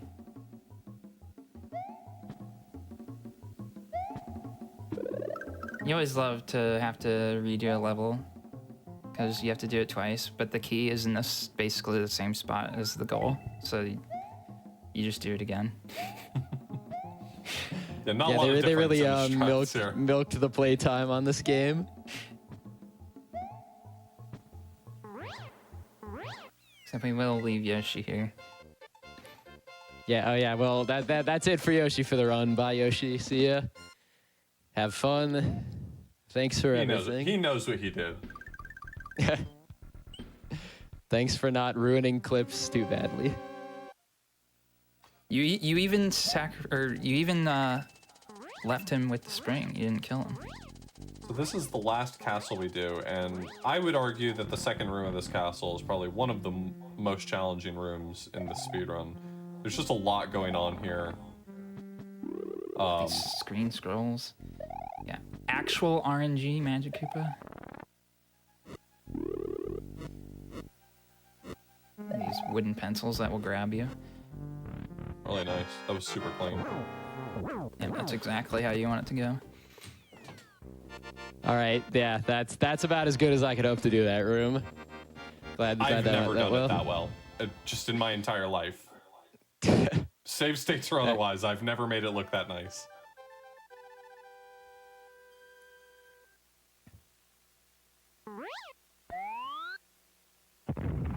Now, in 96 exit, the front and back doors don't count towards that exit count.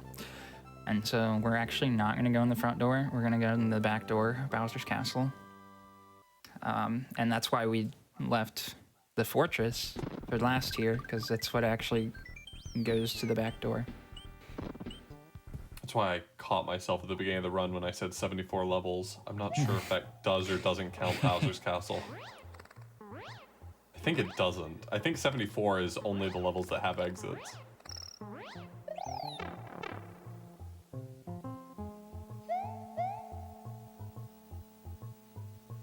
Let's see if we'll see a sandbar clip.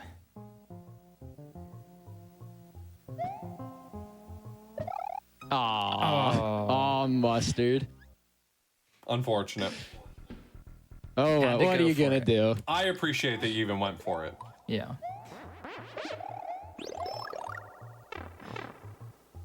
So the idea here is right before Mario gets crushed, you do a spin jump, and spin jumping forces Mario to be 2 blocks high.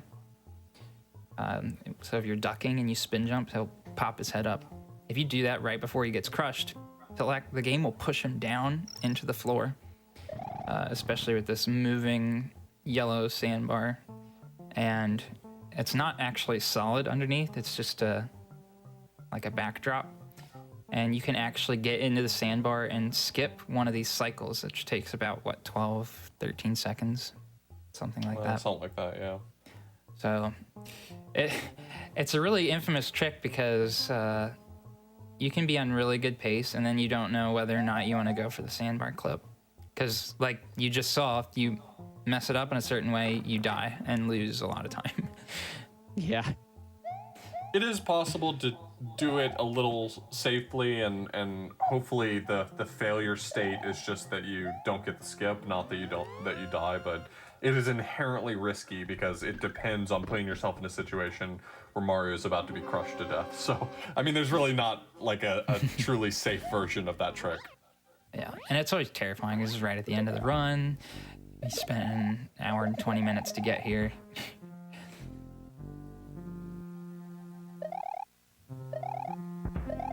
Here's a Valley Fortress. This is probably one of the most difficult levels to do casually. At least I found it to be Yes. the most difficult level. Yeah, the fast crushers. You can say what you want, but these fast crushers have killed many speedrunners, so. Yeah, it is one of the more satisfying levels, though, once you get good at it. You know, the maneuver between all the spikes.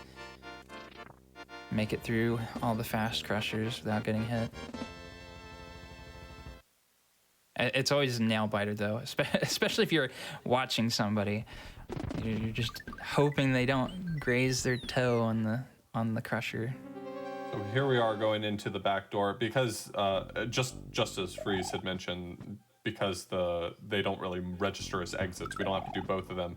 And backdoor skips all of the inner levels. So we go directly to Bowser. Here we are. Here we are.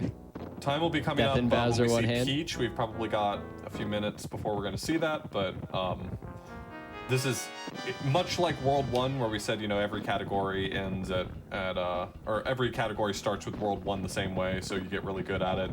Likewise, most categories fight Bowser, and most of the categories that fight Bowser fight him the same way, so this is a fight that you can get eminently good at. Yeah, the whole, the basic idea here is you want to hit Bowser the moment he throws the Mecha Koopas, and you can actually fly up above his head and then drop down perfectly right when he throws them, and you just bop him instantly. And so this is one of those levels where you just have to learn like your timings and your visual cues, and you just get it every time. So here he's trying to set up Bowser to be in a specific position when he drops the first bowling ball. This is his attack in the second phase. The reason why he's doing this is because if he can hit Bowser with a bowling ball right after he stops the second time, or if he can hit it with the Mecha Koopa, he won't drop a second bowling ball, which saves a little time. This also sets him up pretty easily for bringing another Mecha Koopa in. The nice thing about bringing an extra Mecha Koopa in here is first it allows him to hit Bowser right at the beginning of Phase 3, and the second thing is that if you hit Bowser right at the beginning of Phase 3, it actually makes him bounce around a little less than he would if you just left him alone. Time's coming up when we see Peach. That'll be after the last hit on Bowser. There we go. And time. Nice, GG. All right, I'll take it. 24:08, very nice. Great time. Not bad at all. Yeah, no, Especially the without sandbar a death. death on sandbar, that was a like 23:30 based on best possible time. But what are you gonna do? Well, thank you so much, Truman, for showing off Super Mario World for us. It's honestly really cool to see this game get absolutely destroyed like that. So I appreciate you running for us. Do you have any shout-outs, final thoughts you'd like to leave our viewers with? Sure. Yeah. I mean, like I said at the beginning, thank you so much for having us. It's always a pleasure to run SMW, you know, hotfix or marathon. Just it's always great to be involved with GDQ. Thank you to Auth and Freeze for doing commentary. Shout outs again to smwspeedruns.com. That's our wiki. That's where you could go to learn everything you want to possibly ever know about speedrunning SMW. And thanks to everybody that watched. I think that's all I got as far as shout outs. I can't recommend learning this game enough. It is the perfect entry speedrun. It gives and gives. It's very easy to pick up and very hard to master, which is perfect. Awesome. Well, we appreciate you running it for us and all the commentary that y'all gave us too. If you enjoyed this run, please make sure everybody that you follow our runner, that is Truman, twitch.tv/Truman, as well as our commentators, that is Author Blues and ISO Freeze, and you can find them both on Twitch as well. Before we break, I just want to give a quick shout out to all of our wonderful supporters. Thank you so much for making this show and other hotfix shows possible. Did you know that if you have Amazon Prime, you also have Prime Gaming, which means you can subscribe to any Twitch channel of your choice every month for free. Please consider using your Prime Gaming account to subscribe to the GDQ Twitch channel. And if you're watching this on YouTube from the future, feel free to join us at twitch.tv/GamesDoneQuick to check out the live shows starting most nights at 7 p.m. Eastern. We will be right back with Shadow Dancer, The Secret of Shinobi. Don't go away.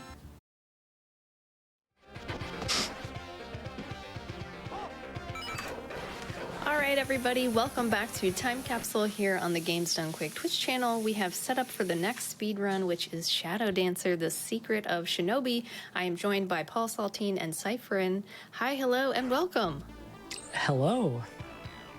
Paul, you want to tell us the plan here?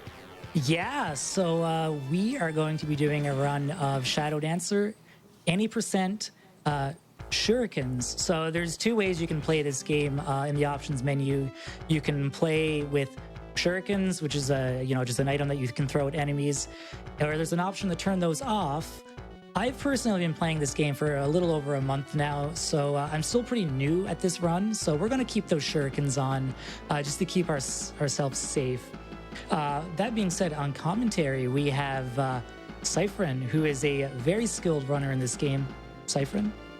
Hey, everybody. Glad to be here. Thank you to Paul for inviting me to take this journey with him as we take a romp through New York to save the day from evil ninjas. Yeah, New York's in trouble, like real bad trouble, and we need the help. Yep. So, All right, should we All just... right, yeah. Well, whenever you're ready to give us the countdown, we got you. All right, gonna start here now. 3, 2, 1, go. Woo! Yeah, let's go. Woo! Let's Yeah, go. good luck. All right. Take her away, Cyphrin. All right, so the world is on fire. We have a group known as Union Lizard, not to be confused with Neo Z from the other Shinobi games, causing trouble. We got our hero here. Depending on which version of Shinobi Shadow Dancer you play, you're either playing as Hayate, who's supposed to be the son of Joe Musashi, or you're playing as Joe Musashi. So the former is the JP version. You're playing as Hayate, or if you're playing the North American version, you're playing as Joe. That was a nice first stage from Paul here. Got through nice and smooth. And watching out as earthquakes are causing the area around here to break away and try to suck us into the earth. And we're almost near the end of this level. These stages are going to go really quick here. And again, another smooth stage from Paul. The game is very fast. And we have our first boss. These rocks that you see coming down from the ceiling, some people may think they're RNG, but they're in fact based on your position, they'll come down. And Paul missed the second hit. Oh, but we're still doing good. We're still in there. Nice, very nice. Good backup. Mm-hmm. Kidoki, yeah, that's the first stage done already. Yeah, if you blink, you'll miss it. And Paul is going to get through this as quickly as he can. Yeah. Good thing that I really enjoy about this game, after each stage, you have this little bonus section here where you literally don't have to do anything. A lot of speedrunners may not like this type of section in their game, but I actually really appreciate it. It gives time. You can take a breather. You can check out chat. You can see what's going on. Hello, chat. Hi, everybody. Hey, everybody. I'll Shout drop outs you to a the hello, chat and chat. shout outs to the So what Sega is crew. going on though with these bonus stages? Like, if you were to be playing this, casually and not in a speed run. So you can try to take out all of the ninjas. If you take out all 50, they'll give you 3 1-ups. Oh, okay, I understand. Yep, and if you don't touch any of them, they'll give you what I call is like a charity 1-up. They just give you a free 1-up, I guess, because the game feels sorry for you. Yeah. It's like the pity one up. Yep. I like it. Yeah, pretty much. Okay. Ooh. Good 2-1. Beautiful 2-1. Beautiful. Honestly, the first part of the game is not too bad. It really starts ramping up in difficulty 3-1 and then really in stage 4 and beyond. Yeah, you can see that you get a taste of these multicolored ninjas here. We saw that in 2-1 here, now being in 2-2. But yeah, they start to ramp up in 3-1, as Paul said. But coming up now, we have our first case of a boss where we're going to try to perform a quick kill.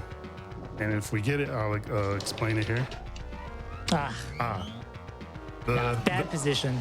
Yeah, the idea is you want to... oh, God.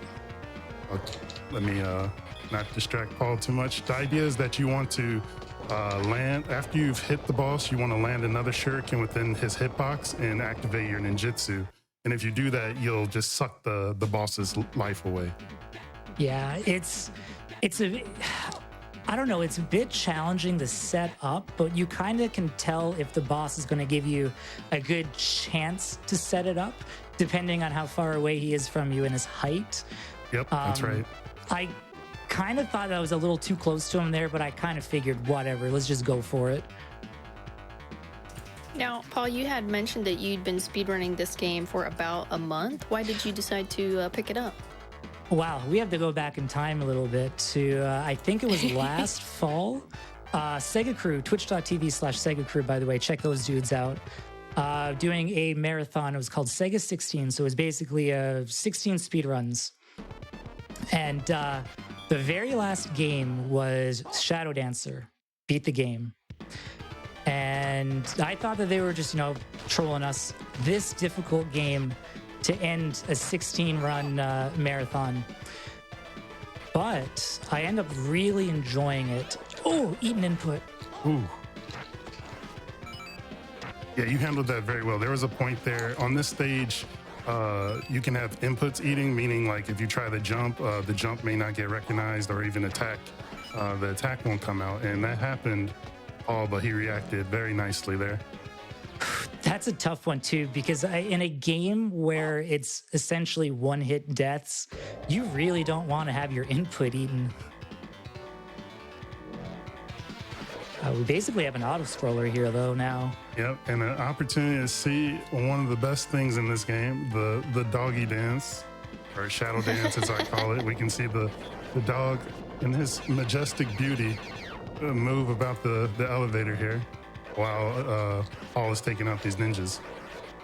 So the doggie's with you the entire gameplay through? Yep, that's right. He is.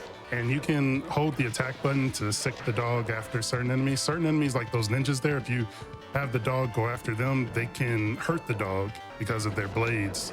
Whereas some lower tiered enemies, they will sort of get stunned in place and allow Paul's character here to take action against them.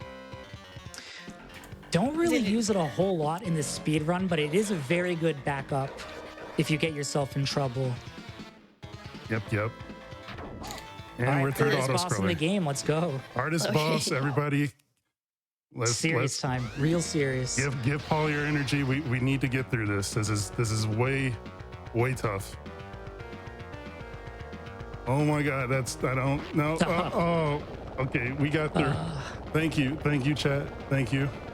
Thank you. I honestly, I don't know how to fight that boss the right way. It actually might be a hard boss fight. I don't know. Let's go for the 50. See if we can't get a 3 up here. That boss casually can be really hard because the boss's hitbox is their head. So like you have to aim your shurikens at the itty bitty head there to take it down. Come on, give me that 3 up.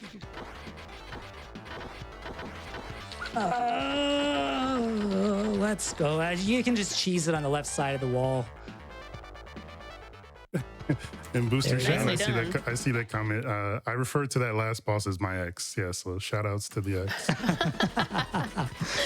Yeah, Cypher had a really good run of this at GDQ a couple of years ago. If you have not checked that out, please check that out. Oh, thank you, Paul. Oh, we're gonna die. Yeah. Ooh. Y'all were saying it was AGDQ 2020 for Cypher and CERN? Yeah. That sounds about right. Nice. Yeah, so those VODs are on the YouTube if you want to check them out. youtube.com/GamesDoneQuick. Oh, that last life there, that red ninja just happened to find a way in and hit Paul in the ankle. Ooh, nice boost there. Ooh, but watch out. Okay. Didn't get the dude though.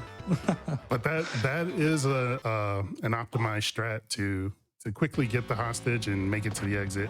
And just, I think for Paul to go for that here, it just showcases how well he's moved up in this game over the course of the past month. Like Paul has been like a rocket, just shooting up the leaderboard, and is currently 3rd place for this category that he's running today. Shot in the foot. You absolutely hate to see that. I would say this is probably the hardest stage in the game.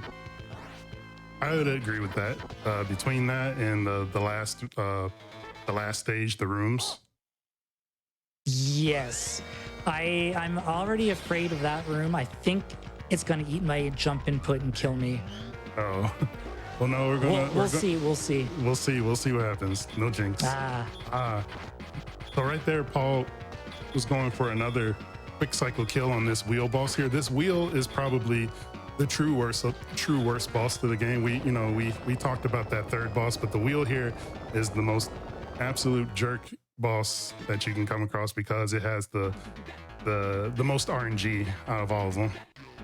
Yeah, there's like one RNG outcome it can give you that will give you the fastest kill. I've only ever seen it once, so like it's almost impossible to practice if you can't actually get it. Thankfully, I kind of just mashed the button when it happened and I got the quick kill. But like, the problem is now when it comes to trying to beat my PB is how long do I have to wait for the wheel to give me that RNG again, right? Mm-hmm. Oh, yeah. Yeah. We're going into the last stage here, so little, I guess it's like a not quite a boss rush, but like an enemy rush. Mm-hmm. Yep. See. So yeah, Let's go. through each of the rooms here, we'll see the different enemy types that Paul has encountered throughout the game. Just throwing everything they can at him to stop him. Stop our hero from reaching the end here. And very nice first room, taking that there to basically trigger the end stage transition there. Oh, messed up there. You jerk. Yeah, that is a definite jerk from that roller guy. There's a couple things that can happen there. That one's not so common. Don't worry, they just know that you're about to finish this. But at the same time, with having to repeat that, we get more of this awesome soundtrack. That is true. And we got through the acid putty. I like to call those acid putties. Shout outs to Power Rangers. Those guys, they're the one enemy in the game that Joe cannot touch, or our character here. He can't touch them, or otherwise they'll take them out. Whereas most of these other characters, you can boost off of them, like body bump them, and it causes like a that. stun animation, just like that. And like that again, as Paul Don't need my shows us how it's input. done. Oh, we're good. Nice, we're good. Yeah, that part is notorious for eating your inputs just because so many ninjas are on the screen, causing the game to lag up. All right, final boss. So time will be when screen fades to black. So I have a little bit of time left, but yeah, so for this boss fight, these ninjas as they spawn, it's in a set pattern. So like the runners of this, and Paul as well, know like how the ninjas are going to come out and attack Paul, and he has an idea of what he wants to do to take them out quickly and help these cycles move faster, which if between the cycles, if he hits the boss's weak point twice, we'll see only 3 cycles here. I hope. I do not want to see a 4th cycle.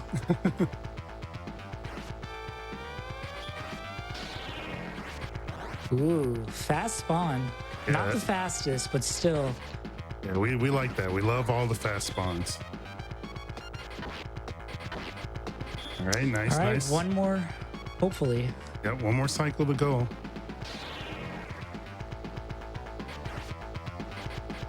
Now would be a bad time to die. We'd have to do all this over. You got this.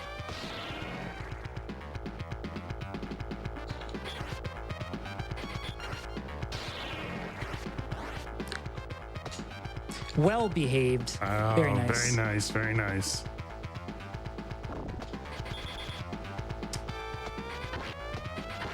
All right, time coming up. Whew. And time. Time. Ooh, GG. GG. 13:20. 20, yeah. Gosh, short and That's sweet. not bad. Yeah. Not bad at all. Very nice. So, Yeah. did we save New York? New York's looking pretty good right now. It's looking pretty nice. I think. Yeah. I think so. Well, Yes. thank you so much, Paul, for running the game, Cypher, and for doing the commentary. Do you have any final thoughts or shout-outs you'd like to leave our viewers with? Yeah, I gotta shout you out, Cypherin. Been a massive help. I've been basically just asking him a bunch of questions about the game as I'm trying to like actually figure out what I'm supposed to do here in this speed run. So I absolutely appreciate it. And like, thank you for doing commentary here as well. Well, thank you for having me. And Yeah. Again, excellent job to you for the progress and the work you've been putting into this. Like, I look forward to seeing even more of what you'll put into this game. I try my best. Cypherin, what are you doing on Twitch right now? What are you working on? Oh, me, if work lets me come back to gaming, I'm working on Super Castlevania 4. I want to get a top 10 time in Super Castlevania 4. You want? Cool, Yeah, okay. that's cool. Chat wants to check that out. So everybody go follow Cypherin, please. Follow Paul. Make sure Yes, you follow. please. Please follow Paul first and foremost. Go follow Cypherin. Thanks, guys. I appreciate I appreciate the opportunity to do this. By the way, I absolutely really do. Oh, well, we absolutely loved having you here, Paul, for the run, and Cypherin on commentary, you too. If those of you watching did enjoy the run, please make sure you do as they said and follow both Paul Saltine here on Twitch as well as Cypherin. You'll be seeing more speedruns from them in the future. But right now, we are going to be taking a quick break to set up for our final run this evening, and that is The Secret of Monkey Island. You won't want to miss it, and we'll see you in a bit.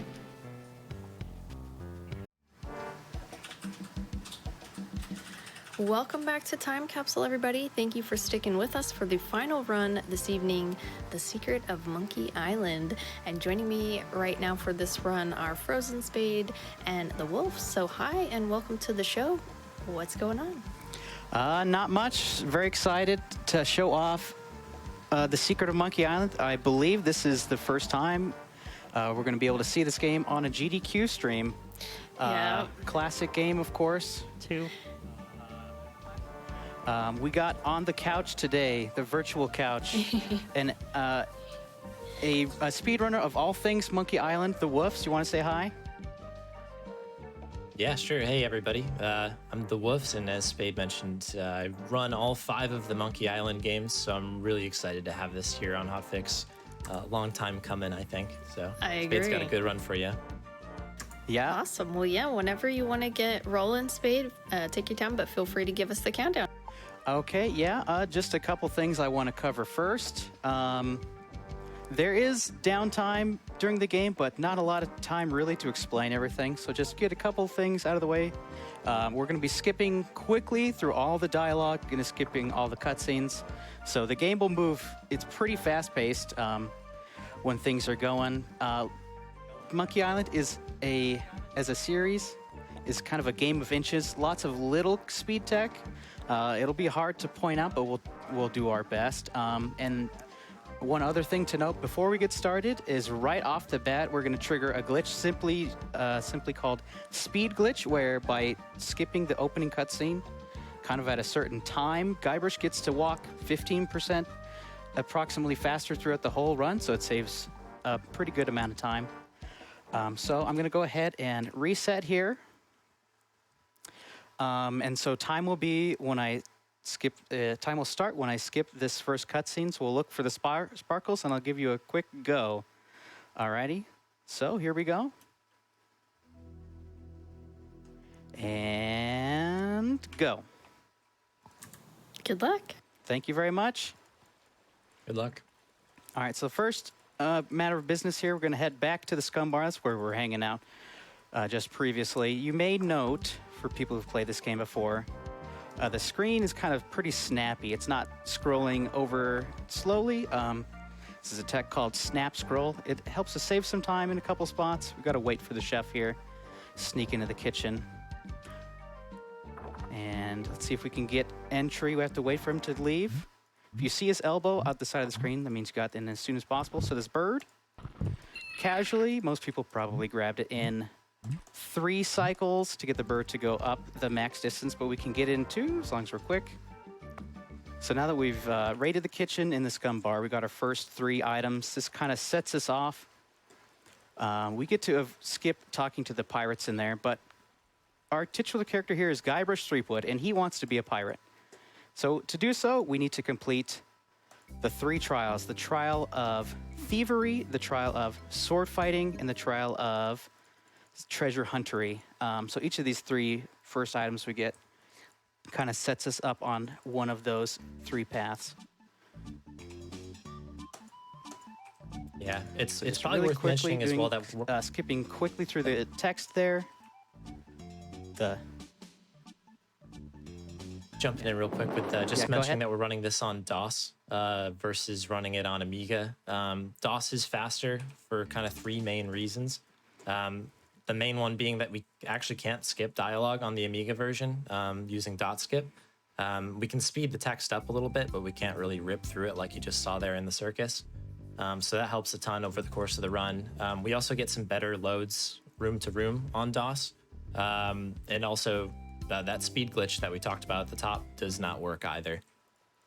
So always optimal to go for the DOS over Amiga if you're looking to go really fast. The other version, I guess, to quickly mention is Special Edition, which came out in the early to mid 2010s, I guess. They kind of 2009. remastered this game with some new graphics. That is it 2009? There you go. I think so. It's a good place for new runners to start because it's widely available. You can get it on Steam or GOG. It's not too expensive or anything. They did a nice job with the remaster. It has some great redone music and stuff. It is a heck of a lot slower than the DOS version, enough so where it has its own page on speedrun.com. They took out speed glitch, for instance, on that. It also has this weird kind of nagging thing where it recenters your cursor to the middle of the screen, which can be really annoying because, as you'll see, Spade will kind of prep his cursor on where he needs to go next constantly, room to room. So, yeah, I mean, it's a good place to start if you're looking to start running these games, but optimally, you want to run on DOS. Yep. So, got our first bit of shopping here to do, and then we're going to show off. We're gonna make an attempt at a pretty RNG strat. Wes, do you want to cover that? Yeah. So this is called Credit Early. Casually, when you're going through this game, you're going to want to try to watch the shopkeeper open this safe. We're going to try to just brute force this thing and open it without knowing the combination at all. There's 4 general moves that we're doing. So a push and a pull and a push Oh my and a pull. gosh. So Spade is... I can't believe we it. hit. So We got it. We got Credit This is Early. a pretty crazy strat that I think it has just under a 10% chance, 11% chance of hitting. But we're basically testing 28 of the possible 256 combinations really quick. We go for 28 because if you go any further than that, you will kind of cut into time that you would have saved doing it normally. But by using kind of quick saves and quick loads, you're kind of saving certain states of the combination so that you can kind of try a couple things afterwards. So he's doing the third number quick and then the second number quick and kind of ripping back and forth. But yeah, that's an 8% chance of that happening, what just happened here. So this is actually a pretty spicy run right now. Good job, man. Wow. Marathon luck. Yeah, good job. We did it. Oh, my heart. Okay. So to get back to what we're doing here, we're going to talk to Otis here. We're trying to steal an idol from the governor's mansion here. So we go in, skip a cutscene. We need to come back to the mansion with a file. So we go talk to our buddy Otis there. We trade some gopher repellent for a carrot cake. And fortunately for us, the carrot cake had a file in it. So thank you so much, Otis, for sharing. So now we get to jump in this hole and then teleport out the window. Thanks to our cutscene skipping. Looks pretty funny there. That's one of the better animations there. You get to see, you get to see Elaine briefly there. She's a pivotal character. It's kind of what drives Guybrush here. Okay, so that's the trial of thievery done. 1 of 3 trials done in order to become a pirate. So next up is the trial of sword fighting. So a big RNG section here. But we have some pretty clever ways we can help deal with the RNG. But firstly, to kind of cover how the insult sword fighting works, is that, well, to cover it, I'm going to actually defer to the Woofs because I'm going to focus here for a second. Sure, yeah. So yeah, this is the trial of sword fighting. So our kind of ultimate goal here is to find and defeat Carla, who's the sword master of Melee Island. So sword fighting in the world of Monkey Island is a little different than normal sword fighting. it's a little less about how good you are at sword fighting and a little bit more about how good or how well, I guess, you can insult the other sword fighter. So the way that this works is we're going to be collecting insults from pirates, and they're going to insult us back. So we'll get some insult responses. We need to defeat 3 pirates before we can get to Carla and have a sword fight with her. The way, I guess, we kind of need to build our insult inventory, as it were. So we'll listen to other pirates insult us. We'll remember those. And then we can kind of counter with a response, a witty response on the way back. So we're going to collect some responses as well. The route that Spade is doing is going to take 4 pirates in total. So we'll lose probably the first pirate here just to grab some insults and grab some responses. And then we'll win the next 3 afterwards. Somebody in chat mentions it's a pirate rap battle. That's a really good way to put it. So to beat a pirate, we're going to need to have 3 successful trades in a row.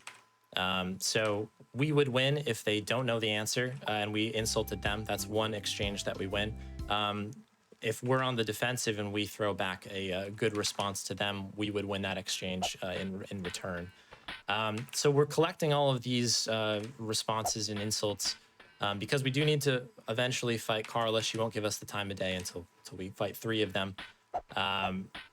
She has a bit of a different kind of mechanic with hers in that we can't insult her. She only insults us. I mean, she's the boss after all. But she also has a different set of insult responses or insults than any of the other pirates. That it actually benefits us in a way because some of her insults will accept 2 different responses. So there are 3 or 4 high value kind of insult responses that Spade is looking for right now. We're using the same kind of technique as we were using with Credit Early, where Spade is quick saving during these things just to get the right RNG. As you can imagine casually, this is an RNG fest, completely random, what every pirate knows, what they give you, what you respond with. All this stuff. So right before Spade says an insult, for instance, he'll save it. The RNG for this is determined right before the text pops on the screen. So we can kind of quick load right before the pirate responds, and we can manipulate if they know the answer or not. Or if we're looking for a specific insult back, we can also manipulate that by saving and loading super quick. That seemed pretty fast, Spade. Yeah, that was pretty good. Not the fastest ever, but here's the Carla pirate method there.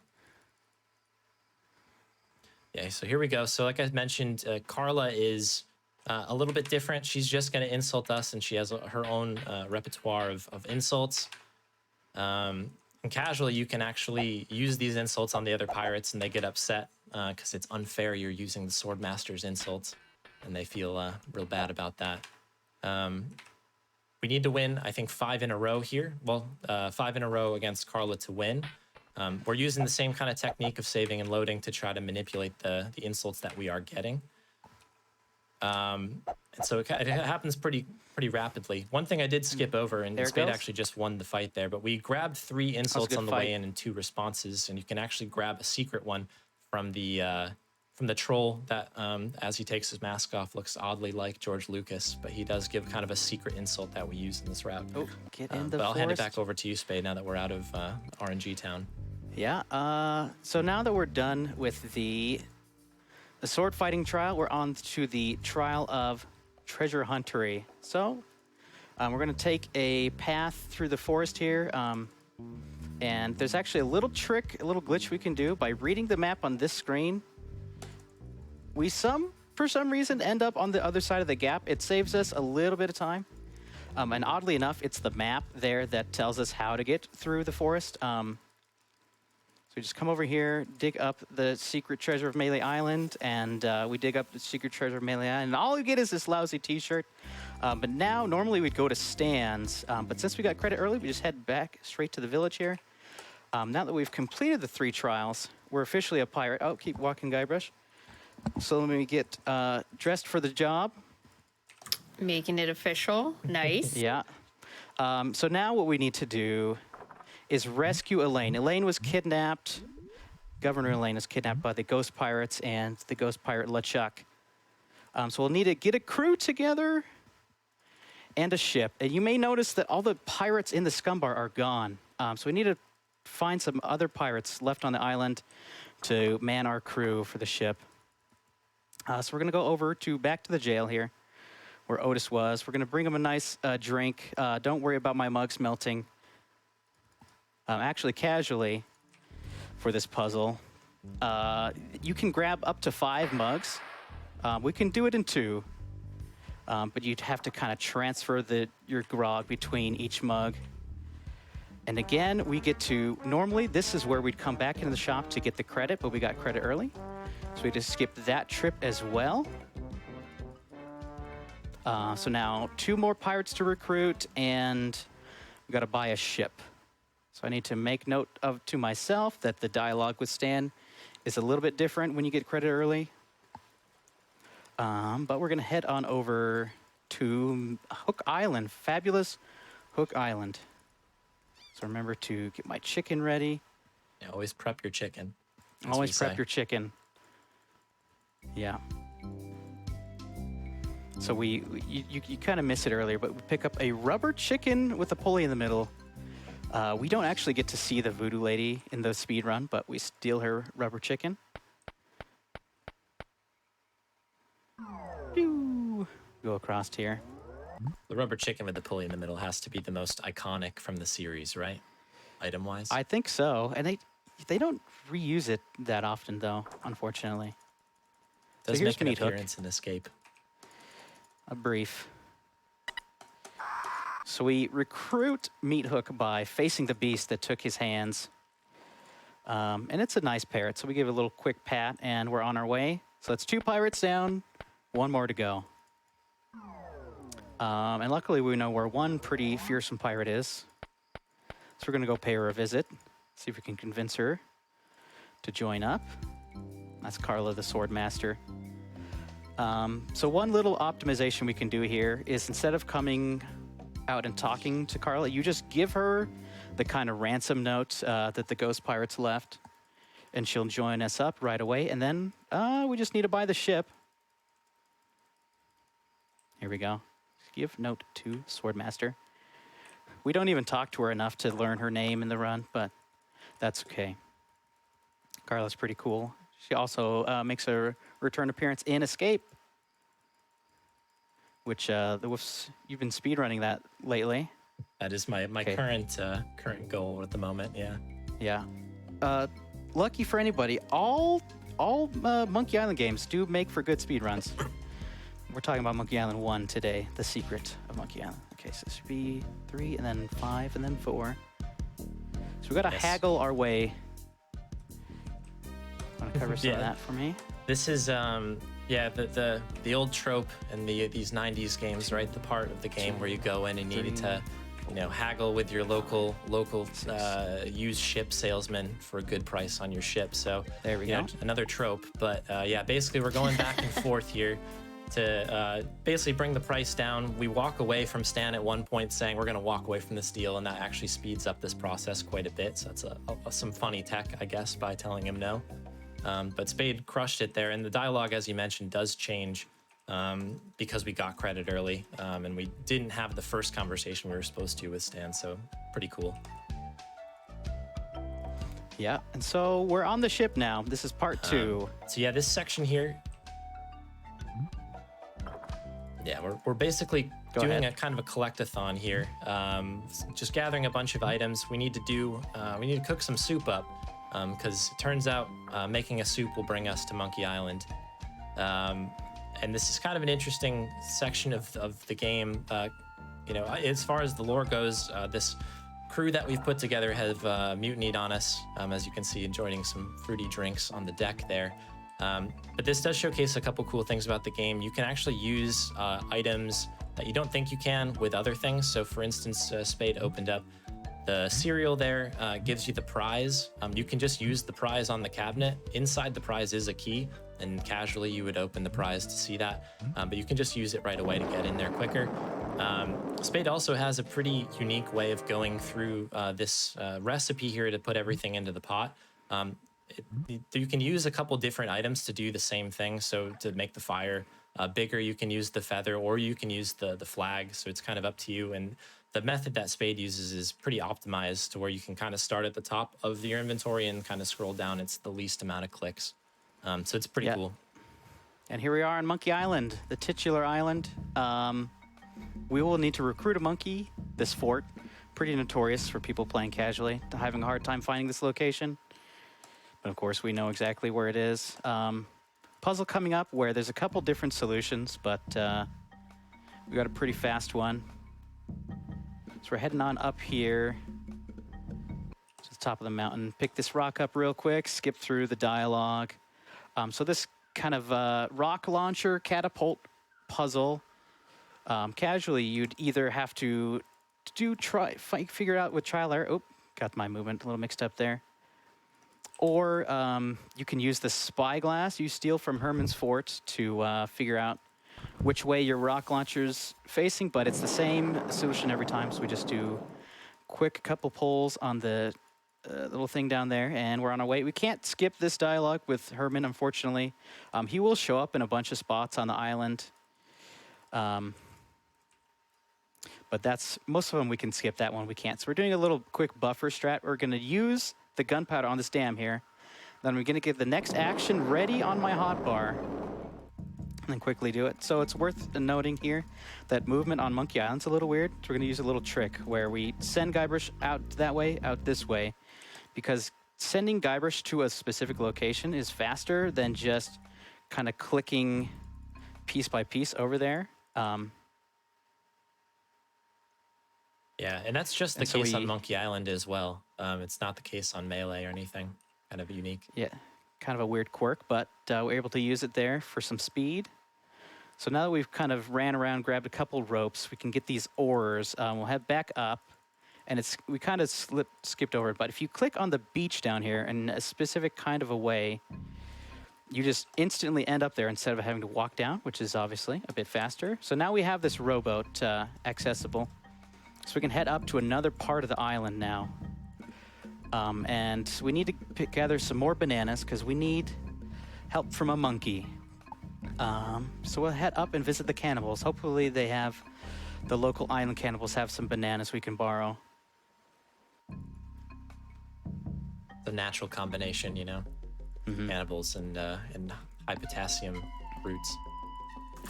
This is, yeah, one of the spots in the game where the snap scroll we had turned on before the run. Normally, you'd have to wait for the screen to finish scrolling to start talking to those cannibals, but it's a little bit faster this way. So it saves us a couple seconds each time we talk to them.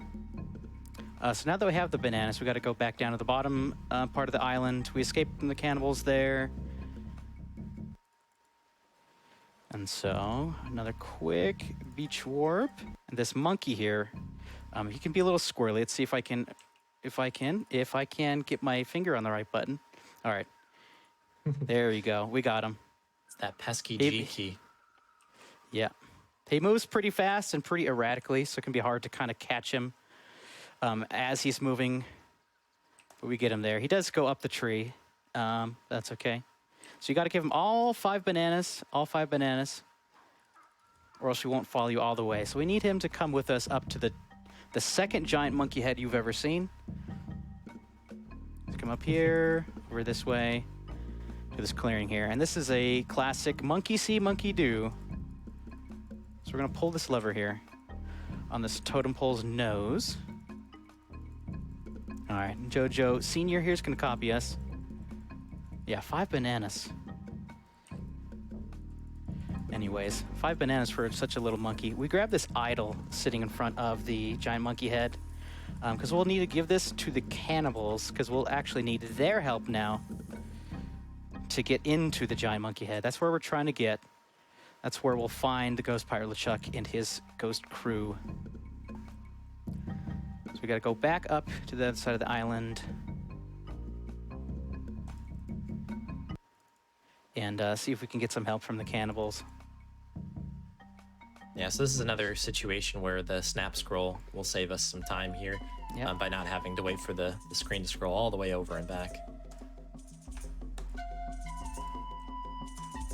So we talked to him. It's a little bit give of him a the idol, but we got to complicated go. dialogue here.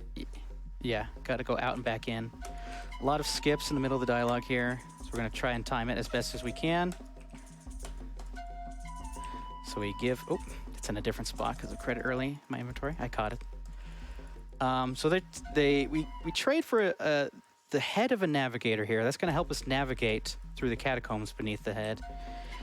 And we're going to trade this banana picker to Herman for the key to the monkey head. So now we're basically, good to go on our way here to get into the catacombs, which is another piece of RNG that we have to deal with. But we'll kind of do the same thing we did with sword fighting.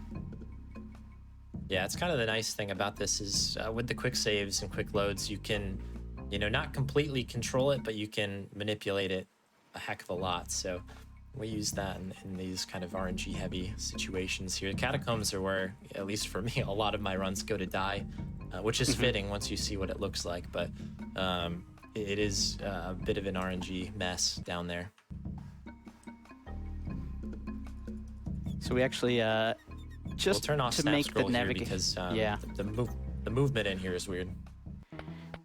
The Q-tip. Yep. The fun fact, they actually wanted to use the name Q-tip, but that's actually the brand name, so they have to call it, well, they call it the monkey head key, but they refer to it as a cotton swab. Ah, okay. So here Lots comes of funny little catacombs. things like that. Yeah. Okay, good. Take it away. Sure. So this section, casually, you need to go in. We have this navigator head here, and wherever the head looks, that's where we need to go. Unfortunately, the head is a little wonky. It doesn't always work the way you want it to. So we're looking for rooms quite like these ones where there's only 1 or 2 exits, and we can quickly rip through these. We're quick saving before we enter the next room once we have a good one, so we can reload it if the RNG is bad. Spade just flew through that. That was really, really good. So we're gonna grab the necklace off of the head here, and I guess I'll let you take it back over. That was really good. Yeah, good catacombs. This is nightmare fuel.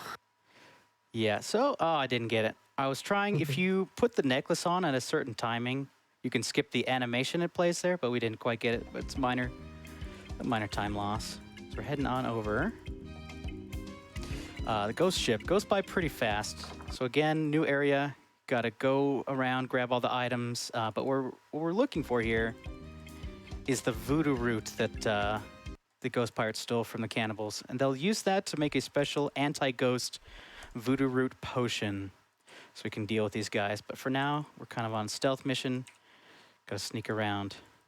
Yeah, there's a bunch of stuff that you probably don't notice playing it casually. Like you can just pick the feather off the floor. I always thought you had to touch the chicken right away. You can actually use the bowl with the grog instead of the other way around. There's a couple puzzles like that where you can go either direction, which is helpful.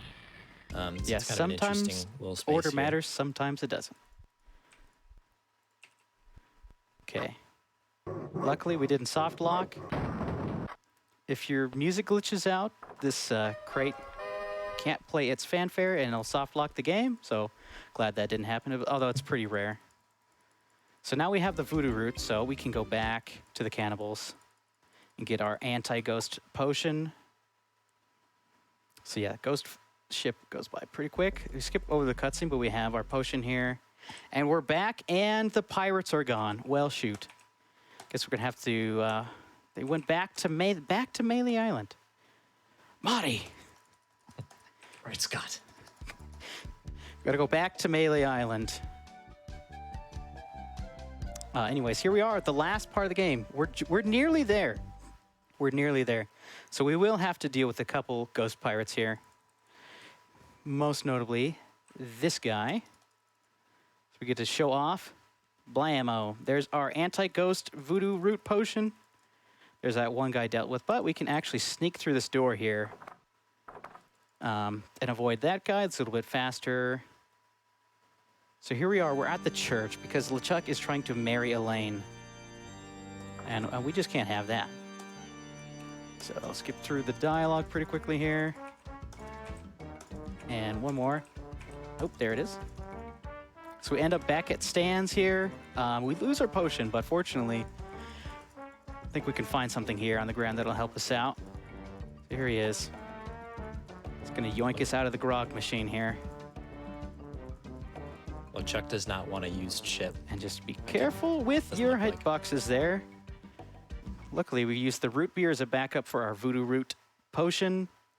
So now that LeChuck's dealt with, we're basically at the end. A couple more dialogues, a couple more cutscenes we have to sit through.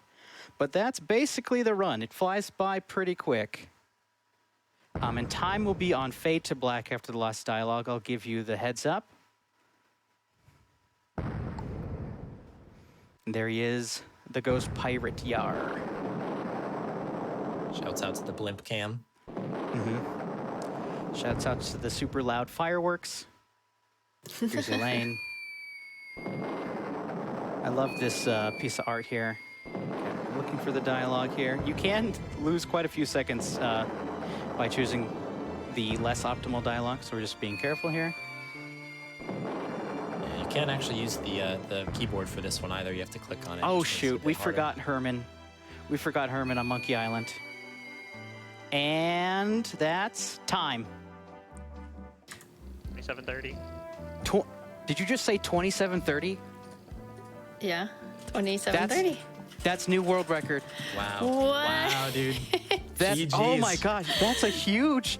My PB is a 27:45. That's a world record by That's 15 awesome. seconds. Holy guacamole!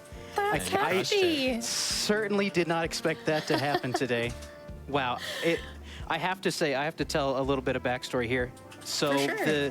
the credit early strat, right? It's so RNG dependent to get a new PB when you're at the top level that sometimes I was be streaming for 2 hours and not get one attempt, not get one run past credit early. And I've been Yeah. grinding like for months, a couple months now, like doing resets and resets and resets. And I finally like decided to move on, and here we are.